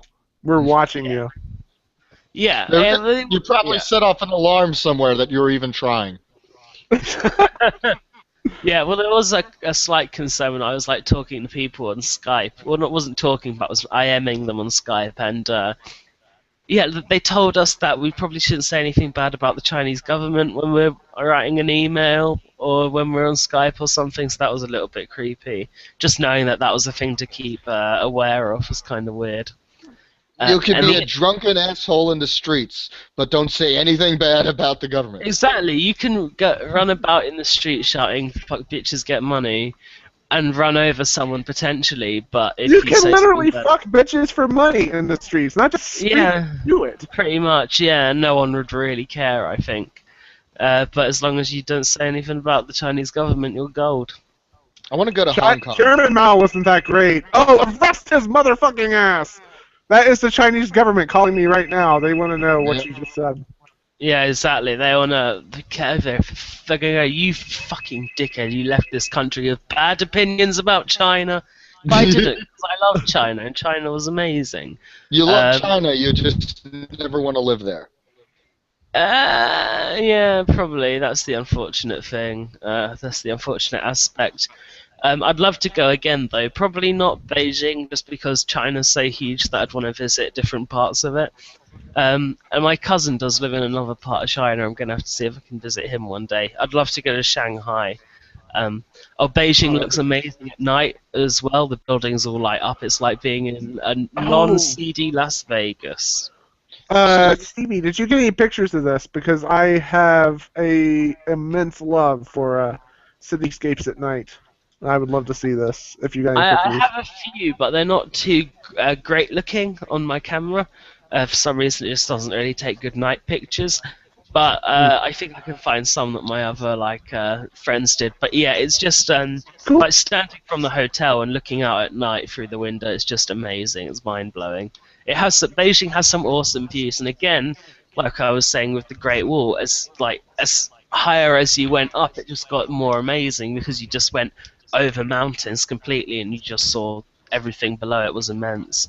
Oh, also, I forgot to say my name was carved into the Great Wall of China now as well. Now, were you allowed to do that, or is that just something you did? But there are a lot of other marks on there, and I just took like a little bit of a lime scale chalk. You know, you could just like do white marks in it, and I just did that. I wrote Stevie Grant and I wrote Chuckle Bits Radio. There is my name and an ad for Chuckle Bits Radio written on the Great Wall. Which is probably banned in China now. Yeah, probably banned there now. Oh, also, this is a bit of the Great Wall of China. You can't really see it because my camera's all green today, but I took that from it and wasn't detained, so hooray. Your camera is festive for the holidays. Yeah, exactly. It's green, that green that makes me think of the holidays. Yeah. Stevie, I got a question to transition you back to America, now that you are back. Now that I'm back in America. These great United States of America, which we all love.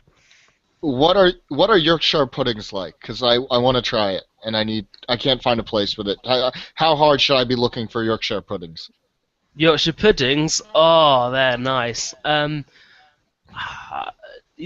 them with a Sunday roast, that'd be nice. Or just get an English Sunday roast if you can. You'll see all the bits, they're all nice, and the crackling and the meat and the roast potatoes and the broccoli and then you get the Yorkshire pudding with the gravy. Lovely. Yeah, you should get a Yorkshire pudding. I have no idea where I could find those in Philadelphia, but I will keep looking. Look it up. Look it up on Google's. No, Bing. Bing. Yeah, no, ask.com. It'll have to be ask. Oh, yeah, because I would have to ask it. Where do I find Yorkshire puddings in Philadelphia? Yeah, but the thing is, these systems don't even work because the person who was organising all our trips and kind of looking after us in a way, she had a Facebook anyway, and so did like several of the other people we met. So how do they get around it? I don't know, apparently proxies, but the thing with proxies is apparently as soon as the Chinese government find out about it, they take it down instantly. But I guess there are just new ones being created every day. What else? The people know. The people know, and you can't really censor the internet, and that's kind of proof of it. I'll talk about buying things. So in Beijing or China in general, never buy at asking price because you'll get ripped off. They expect you to haggle, and buying at asking price is only a trick for foreigners to fall for. So every time you buy something, you get into this sort of battle where you're going 50, 100, 50, 100. I am terrible at haggling, but I did find out that a friend of mine was amazing at it, and just to sort of see her go at it was really, really interesting. And all you end up having to do in the end is just try and walk out. Just act like you're not bothered. Go, oh, okay, whatever. I'll buy it another place, and just walk out, and they will run after you in the end. Like, you have to walk quite a bit away from the store, but they run after you and say, your price, your price, your price. In the end, they always do that. So, how do you haggle without knowing Chinese?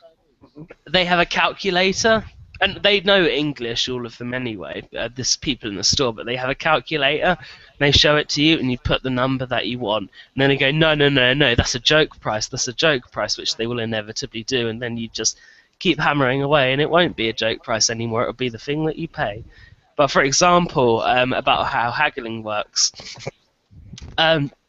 so this market, the silk market, did like Chinese replicas. They weren't called replicas, they were being advertised as the full thing. Sorry, I'll explain this. I got a bit of a cold off the Beijing smog. But, so, oh, pardon me. So basically, everything you know is a replica, nothing's real, but they're all, the way that replicas are all like, they just like all fall from the factories and stuff like that. It's all stuff that was going to be there anyway, but you know, it's essentially the same, it's just the label in the end. But there was this stall and they were doing these Prada bags that the person I was walking around wanted, and she looked at them and the person came up to her and said, oh, she's, how much is it? 2,000. And 2,000 in Chinese RMB is something like about 200 or a couple hundred. It's really weird. 100 RMB is about $10, basically. So that's what she wanted. So she said, oh, 2,000 RMB, and she said no. She said, okay, what's your price? And she just went 200. She went, no, you're crazy, you're laughing, because that's 20 quid over like a couple hundred. Go away. She went away, and she did come back a couple of times, but you know what? She got her Prada bag in the end for the price she wanted, which shows you how much these things actually cost and how arbitrary the prices are, really. That's crazy. Yeah, Wow. so she... Yeah, but speaking of one of the things that I brought, you can't see how nice You it should have looks. bought a Wii U. I should have brought a cheap Wii U, yes. It probably would have been called a Wii W. So I ended up getting this. You can't really tell because everything is Oh, dragons! yellow, but it is a vase that I got, and inside it is 50% vodka, or 54% vodka. So that is supposed to burn your stomach, and I'm saving that for Christmas. But I like it almost just because the container itself is just so lovely. We need vodka in I a want vase. that bottle. Yeah, vodka in a maze in a vase. Yeah. Vase. And that's yeah, I'm quite proud of that purchase. I'm looking forward to that. And that's all because all of their stuff is fairly strong, because all of their alcohol they make out of rice. Like you get rice wine and rice whiskey, and that's what it is. That's rice vodka, and that's why it's so strong. So yeah, apparently making your booze out of rice can make it even stronger. Well, sake is rice wine, so, and I like sake a lot. Oh, and talking about rice, God, you'll eat so much rice when you go over there. Even if it's not part of the meal, you'll get rice anyway. That's how it was. That's how it was in Sydney whenever I'd eat at one of the Japanese or Korean steakhouses as well. Not steakhouses, just restaurants. They would always throw rice in there. Yeah, there's Like, always rice. And it's rude to leave any rice, but it's rude to clear your plate.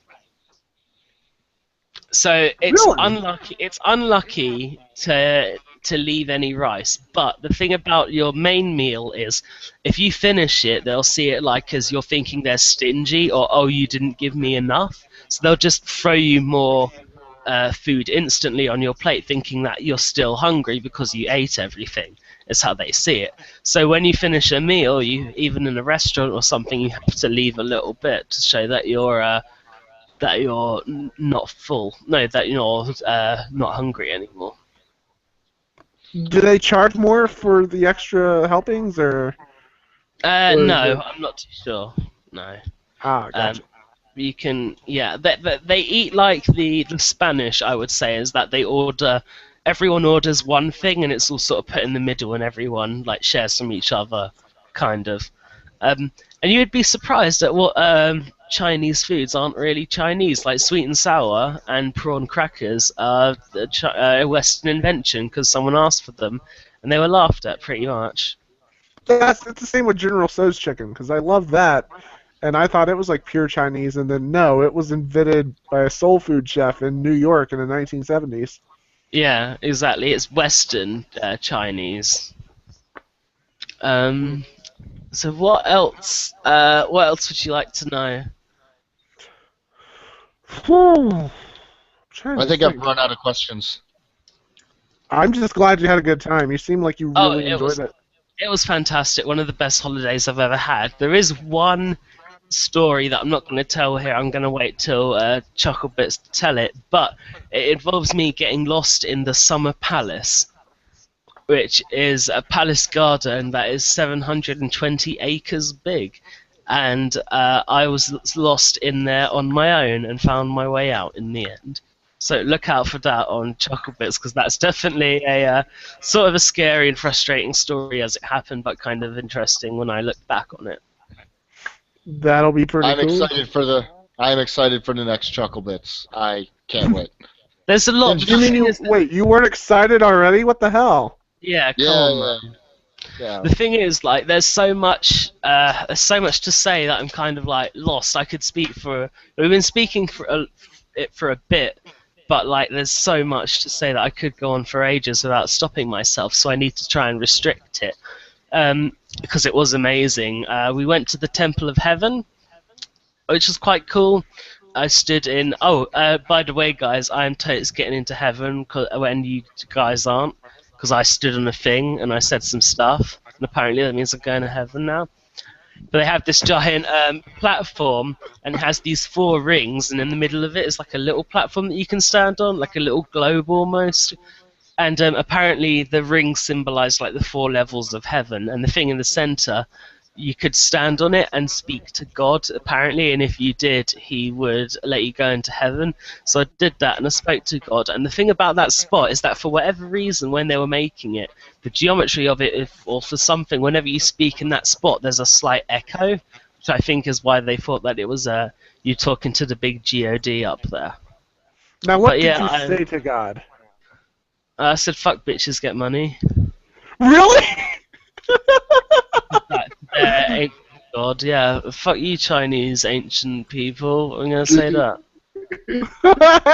Did anybody realize what you said, or could anybody else hear you? I didn't shout it while I was sober in the middle of the Temple of Heaven. Yeah, you needed some more vodka for that. Yeah, exactly. What's up, G? Fuck bitches, get money. I went to the ironically titled Forbidden City, which wasn't as big as the Summer Palace, so I think those two should be reversed. Where else did I go? We went to a lot of fucking stuff. I did calligraphy class. I know how to do my name in Chinese now. I know a couple of Chinese words, actually. I know hello, which is ni hao, and I know thank you, which is shen shen. Now, those I knew from Rush Hour 2. Did you really? Well, yeah, it was actually in Rush Hour 1. Let me rephrase that. Oh, just to get the canon right. Yeah, I gotta get the canon right. As long as it wasn't Rush Hour 3, we're okay. Yeah. So, I ate some weird stuff. I'm going to hurt you, Brett, someday. Someday. Not gonna be anytime soon, but you will pay. You will attack in a time and place of your choosing, and not to be announced at this press conference. You will pay. You can't see the look in my eyes right now. Okay. I will say this: if you think I'm bad with cheap alcohol, imagine how I am with free alcohol, because the plane there and back had free alcohol. Oh my God! Oh yeah. So getting drunk on a plane is awesome, and since it's like a 10-hour flight, you can get drunk early on and then still be sober when you land. So it's pretty amazing. Oh, okay. That was the Sydney flight for a lot of people near me. Wait, how long does it take to get to Sydney? Brett, don't you know? that if you get drunk on an airplane, it doesn't count? Yeah, it doesn't at all, no. I was this close, and I was like, no, I'm just going to have a crayon apple. It doesn't count. Drinking over X number of miles above the Earth does not work against you. Oh god, you should have seen some of the people like stumble out of the plane and try and get through Chinese customs while pissed. Kind of. Trying to get through Australian customs while I'll drink would have been bad. I wouldn't be able to drink on that flight, because I urinate so much when I'm drunk. Oh no, the thing is, I do as well, but I got an aisle seat, so that was lucky. Okay. If I had a window seat, no, people would have to say no drinking. Period. Not allowed. Yeah, I would have just sat at the end. I had a window seat for every flight, so I had to wait like 13 hours to pee. It was not fun. Yeah. Oh, so I'll tell you a couple of funny things regarding the sort of reverse racism aspect and this bad thing. But I'll say the bad thing first because I'll end on a happy note. We'll say. I think I got a bit of a sore throat because I didn't really cover my mouth too much, and everyone else, not in our group, but all the Chinese people were, and because I didn't see smog, I didn't think there was any, but I realised why I've got a bit of an achy throat now is because of the fog I'd been breathing in the Beijing smog, which is not good for you, apparently, so you've got to take a bit of a rest after that and put a mask on, which is kind of creepy as well, that you got that horrible smog that you got to put a mask on, so... Wait, you have to put a mask on while you're home or while you're there? No, walking about in the open. That is called Healthy Fun Time Air, brought to you by the GOP. Okay, so I will tell you about why I'm a celebrity over there now. So you know about the reverse racism where we got into the club for free? Well, when I was lost in the Summer Palace when this was happening, I was walking around trying to find my way out, and I got approached by two Chinese girls. He said, "Oh, sorry, can we take our picture with you?" And so I said, "Oh, sure." And I took a picture with them, and the reason was, ladies and gentlemen, is because I was Western, aka because I was white, aka because I had different eyes from them. So they really like. They really like Westerners, I found out, to the point where they will stop you and ask you to take your picture with them. Or, if you're taking a group picture, they will come up and start taking pictures too. So you're basically like any sort of cosplayer at a con now. You will have a million people trying to take your photo. You were cosplaying as an American. Exactly, yeah, that's what I was doing. And Stevie could have literally lived out his "fuck bitches, get money" motto if he were interested in the bitches. Stevie, you should have told them that you know Dennis Rodman. I should do that, yeah. But I did take. He plays the basketball all the time. I haven't got the picture on me, but I did get my camera after one of the group pictures and just run up to one of the Chinese guys and took my camera and did this. And now I have a really close-up picture of a Chinese guy doing that on my camera now. He's just some random guy. Let me see if I can get it up. Oh my god! And we will see the random Chinese guy. I don't think it's... Wait, we named the selfie the Stevie. It was a selfie of another Chinese guy. Oh, the Chinese fucking love selfies, I'll say that much. This reminds me of there was a Chinese tour group that came in Walmart, and they were taking pictures of each other holding their Walmart receipts at self-checkout.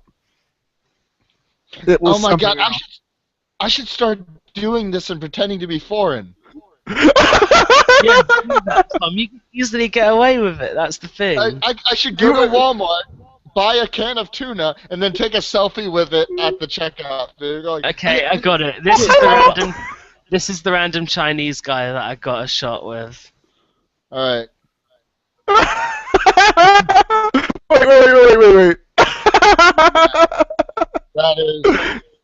That is. Wow. I don't know who he is, but he took a picture of us, so I ran up to him and decided to get a picture of him. So we both had a picture of each other. So that is some random Chinese guy. He looks so happy. He looks like me. Wait. Okay, wait. Let me. Let me put it again. Tom, I want you to do the same pose. Yeah. Here Tom, we go. do the same pose. Right. I found your doppelganger. Huh? We found his shadow. We have the same haircut. That's why there's a yellow glow emanating from your camera right now. That's his shadow. Yeah, he's like, It's oh, the to the yellow shelf. glow, that's racist. No, that Oh! Fucking hell! that is the random Chinese guy, and you can even see like a bit of my head because I tried to get myself in it as well. But I couldn't really work that well. So that's Make that your profile picture on Facebook. the random Chinese guy. And he is my new best friend and the new host of Chocolate Bits. Oh my god. So yeah, you get. Oh, and another story of our fame. When we were waiting, like we just tobogganed off the Great Wall. Another example of the smog. We just tobogganed off the Great Wall. We're waiting for the rest of our group, and we're sitting down when these Chinese mother and son were walking by, and this really Chinese, this really cute Chinese kid, about 2, 3, 4-ish. I don't know. He just learned to walk, I think. Or at least learn to walk and speak. So basically what was happening is he was walking by with his mum and we were all sitting on this this little wall fence or whatever, and he just looked at us and then started hiding behind his mother, and then she tried to get him out and like wave to us, but he was too scared of us because he'd never seen a white person before, and he was just sort of hiding behind his mother, and that it was really cute. You were the white devil to him. Yeah, I was the white devil to him. I solved all of the problems in China. It's just like they think of Godzilla, and it's just a giant version of Stevie. Yeah, exactly. No, remember the Bet and Chappelle show where he was Godzilla? Yeah, Blackzilla. God damn it. Yeah, I think that's where we should end it. Yeah, with Blackzilla. Any other questions about China? I think we've hit our time limit about. We still have questions. Yeah, questions. Yeah, I'll just say it was amazing. I recommend it. Because I got shit I need to do after this. I have a call to make as well, so I can open this. We're very busy. You're very busy bees here at the Magical Murder Lab, but I'm glad you had a great time. We're glad you're back. We're glad you got back safe, and you didn't get lost in the Summer Palace. Brett, ask the questions. Okay, we have listener questions. Let's see. Let me pull some of these up. There were some that came in yesterday that were. Oh, really? Pretty. Yes, there were some that came in last night when we were about to record. The first question comes from Ty20 that says, "Why don't you guys admit that Stevie was right?" And then another one comes from DJ Lewis KC from RadioSEGA. It says, "Is ISIS an acronym for Is Stevie Insane?" I want to do a little bit of a preface for this real quick. We did the RadioSEGA Winterfest over the weekend, and it was a wonderful show. And it may not be the last time we collaborate with them. I would elaborate more, but I don't have details at the time. But hashtag please be excited. Stevie? Mm-hmm. Stevie, what are you doing? Yeah. I'm just happy. I'm expressing my happiness with an extreme close-up. Oh, this is Stevie's art corner for this week. Yeah, exactly. Oh, with the green and yellow as well. Yeah, this could be an album art, yeah. That's Lime Stevie. This is a 1990s punk rock. Yeah, the album's called I Hate the Government. Oh my god. I thought it was called Birth Defects. Yeah, it's the album cover. That's Scotty's. This is the cover for Birth Defects. But yeah, Stevie, we were doing the Winterfest, and in Radio Sega's chat, Stevie became a meme within 20 minutes. Yes. It was one of the most impressive things I've ever seen. Not really a meme, but a fact. I became a fact in 20 minutes. Ah, that's true. Basically, Stevie is right about anything he ever talks about. Yeah, definitely. And then he talked about certain groups in certain parts of the world. You're making this out like I was really bad, but I wasn't saying those things. I was saying that people always say that Muslim people are all terrorists, and they're not. That's what I was. They're not. Exactly. But then you compared them to Sonic Boom. No, I was comparing the terrorists to Sonic Boom. Brett, next question. Brett, next question. The next question, let me pull it up. The next question. Oh, I have a question for Stevie Grant. When did you create a new Twitter account? Mother? I had never created another Twitter account. What? Mama Stevie? Are you my mommy? That I do not recognize that Twitter.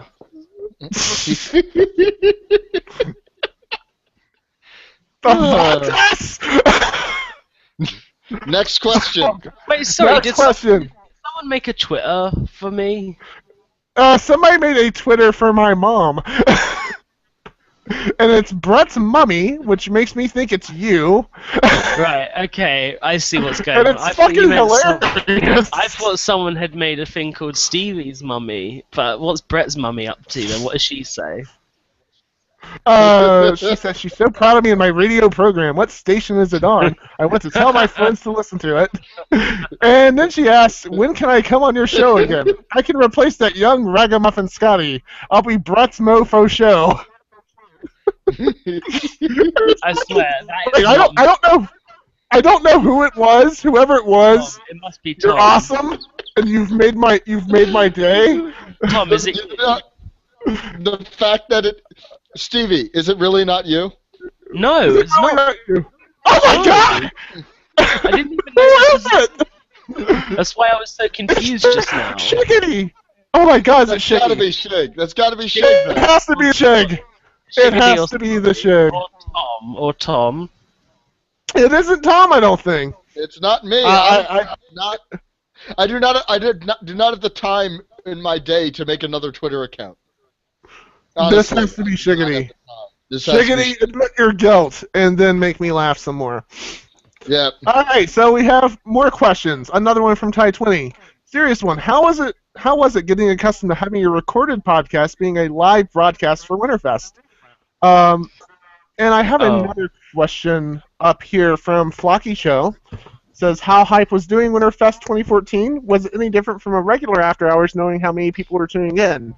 And I'm going to speak for myself for just a moment. I don't know how you guys felt, but that entire week, that entire day, I was a bundle of nerves because at least since I've taken the site, that was the biggest stage we've ever been on. Absolutely, and maybe the biggest stage we've ever been on, even through the Alex Riggin period. And no. Uh-oh. That original Sega Addicts podcast had a huge audience. Yeah, it did. But like, as far as collaborations go, it was one of the biggest stages we've ever had, and I was a bundle of nerves because I realized this could be huge for us. And I was really nervous, thinking about the entire time. They know how nervous I was too. And then we had everything set up. This was going to be great, going to be perfect. Had all the songs, had Skype set up, everything perfect. And then 7 o'clock rolled around. I hit start on the encoder and it doesn't work. Comes up error. And they should. Oh, Stevie and Tom remember how fucking angry and apologetic I was at the same time. Yeah, and you should have been. You should. Stevie and Tom were busy saying, "Brett, calm your nerves. It's okay. You're fine." Because I thought I fucked up everything, but no, it ended up. Yeah, you did. You fucked up everything, but it's okay. Yeah. It ended up okay. You only fucked things up. I only fucked up things for 6 minutes. That's a new record. That was a 6-minute long There we fuck go. up. 6 minutes of your life. You'll have to reflect upon and realize how horribly it went. But it's okay You should now. yes. You should think about It's it. okay. It's okay now because the rest of the show went fantastically. 10 just- hours a day now should be committed to praying for So your maybe- sins. I'll take the microphone right now and say that Okay. actually for me I felt strangely at home by the whole experience. I don't know why, but I almost felt comfortable being live. And Yeah. it might be because I am the most arrogant human being you'll ever meet, and I know that, and I can live with that. But I seriously think I had a blast, and I was really... And it could also be the fact that I didn't fuck up. Motherfucker. No, I'm joking. I had a legitimate blast doing this. I think one reason we had so much energy was the interaction with the IRC chat and of course Yes, Twitter. that was everything. Having that live. Oh, it made everything so great. Being able to speak live and have people be outraged at me live was pretty great. No, they weren't outraged. I was the outraged one. No, I have to say, the pressure of having a live audience and the pressure of having a live audience that was actually giving instant feedback was a wonderful experience to me. It really was. We want to do it again, and we will be doing it again, probably. Yes. I don't want to announce anything just yet, but this was a thing, we kept joking during music breaks and after the show, like, oh, they're never going to have us back again. We hope we enjoyed our 2 hours there because we've ruined everything. We're never being asked back. Yes, but We're never being asked back. they got Stockholm syndrome. I went. They had to live with it, and now they're going to regret asking us back. Yes. Yeah, I went to talk to David on Skype after the show. I apologize about the various botches we had, and going over a little bit. It was like, no, it's fine. You guys did great, and we'd love to do this again. Maybe make it a regular thing. I don't have anything concrete to announce just yet, but we might be doing a live show where I play with Brett's balls on the air, and we see how he likes it. Exactly. I've had girls play with my balls before, and I'll tell you what, they didn't do a good job. I'm pretty sure a man could do a better job. So we're going to test that theory. Damn right I could. Live on RadioSEGA. You're going to test the unheard of concept of homosexuality out live on air. He's gonna dab in it. Oh, I was followed by Kim Jong-un on Twitter. This is great. Stevie, you need to referee that just to make sure we do it right. Make sure you're doing gay right. Yeah, exactly. I can show you some. I can show you some links to some videos. It's all right. You'll be all right. Show me your moves. But yeah, Really, the gayest thing I've ever done. Oh God! But yeah, we got invited back for a potentially regular time slot. No details just yet, but hopefully we'll have something to announce in the near future. And I'm incredibly grateful for them giving us that shot to. If you were a fruit, you'd be incredibly great. Oh, motherfucker! Brett, next question. Brett, next question. I'm going to leave it on that screen. I'm going there. I'm getting there. The next question comes from David, again, DJ Lewis. He says, question, how amazing is Yukiko, and why is she the best girl in P4? Well, she is pretty amazing, as evidenced by... She's annoying. But she's not best girl, though. I will not accept that. The best girl is Naoto.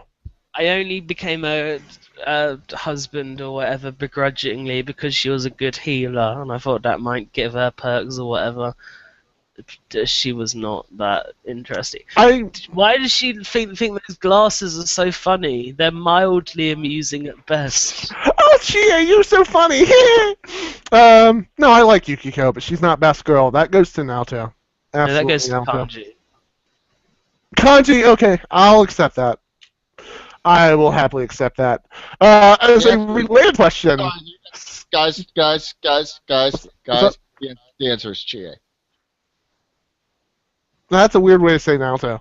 Anyway, as a related, Say Kanji.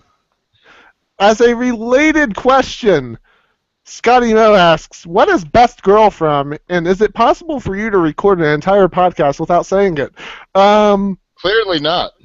As we've just proven, no, it's not.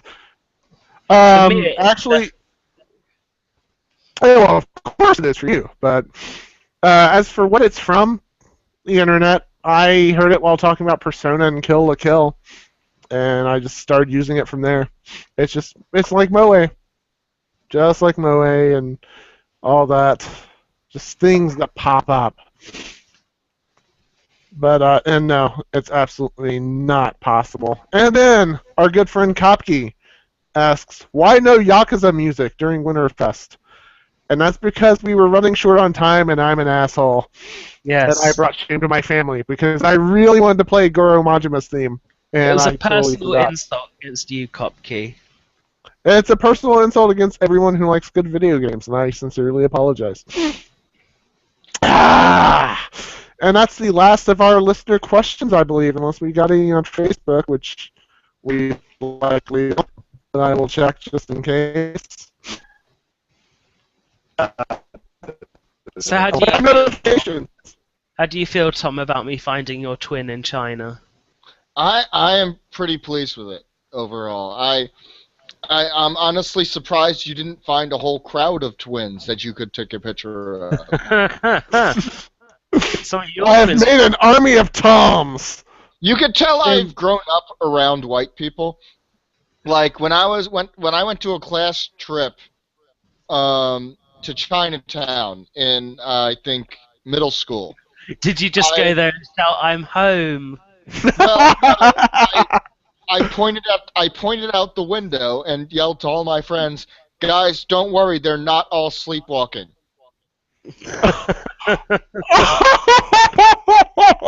It's fine. He can. Oh my god. As long as he's not the girl asking if he can see, okay. How do you see? Like Oh god. that was the. You know what? I hate to say No, it. Tom, you never did answer. So how do we know? You could be blind and you could be just not telling us. You could be Brock from Pokemon. It would be really difficult for me to play video games and be a Sega addict if I couldn't see. Well, might have like a bat things. You might have like the mind of a bat, so you can see using echolocation. I can't. Tom is Rouge the Bat, confirmed. Tom, you are Rouge the Bat. TVs are not dioramas. Oh my god. But that was all the listener questions we had. So, we have artworks from Shiggity, but I think we're running low on time. So let's do that next week. We'll give let's do it now. Let's do it Let's now. do it now? But let's just do it. Let's do it now. I've got no art corner, so. Yeah. Fuck it, we'll do it live. Okay. Fuck it, Did we'll I do it not live. save it? What the hell? If you didn't save it, then we're not doing it. We gotta go. Yeah. I can just pull it up in the deck. So last week, his homework assignment was to draw me curing Tom. Yes, I was sick And this last is what he week, did. and I wanted Shiggy to draw Brett curing me of my sickness. And I don't know what that picture is of. Okay, it's Tom being hit by a buzz bomber in Green Hill Zone, losing all his rings, and I am Brett, favor of the universe. I will save every one of us. Are you holding you're holding a 1-Up bottle. Because Tom just died to a buzz bomber. So, Wait, but if Tom, Sorry, this picture's bullshit. If Tom just lost his rings, that means he's got one hit left him and he doesn't. No. It's Sonic 1, where, the spike glitch. Even if you have Mercy Invincibility, you can still die. Oh, okay, right. Well, that makes sense. No, see, Shiggy's done his research. So I was hoping that I would get homoerotic fan art of me getting penetrated, and it looks like that is what happened. It's just not from what you expected, which is how most hentai goes. Indeed. I really need to learn how to draw better so I can draw my own hentai. I feel like I'm John Cena in this picture. Like this, obviously. If I tried drawing my own hentai, it would look like this, yes. Am I wearing jorts? I don't know. Wait, where are you in this? He's flying. I'm the guy that's fine. You're giant. Jesus, Brett, you've worked out a bit. I'm John Cena. You can't see me. Oh, God. Anyway, I'll give you all the time we have. We need to... Yes. Yeah, we need to move to the plugs. No. You have to know. Oh, fucking hell. Oh, so, Stevie, plug yourself hard. chucklebitsradio.blogspot.co.uk, the Stevie Grant. That's all for now. Crackers, Merry Christmas. Boom. Tom, plug yourself fast. I have a Twitter at Sega Tomcast.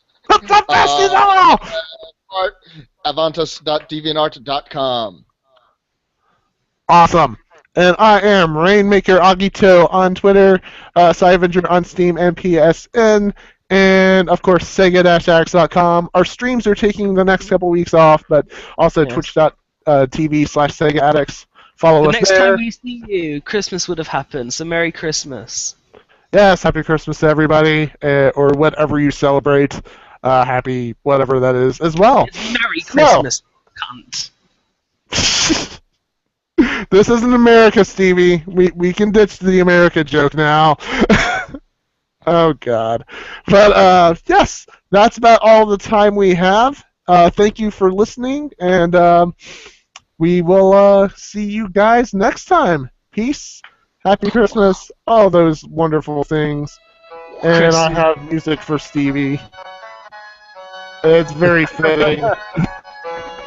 And I will throw the logo up one more time. You guys have a great night. In memory of Tom's twin. You killed him, damn you!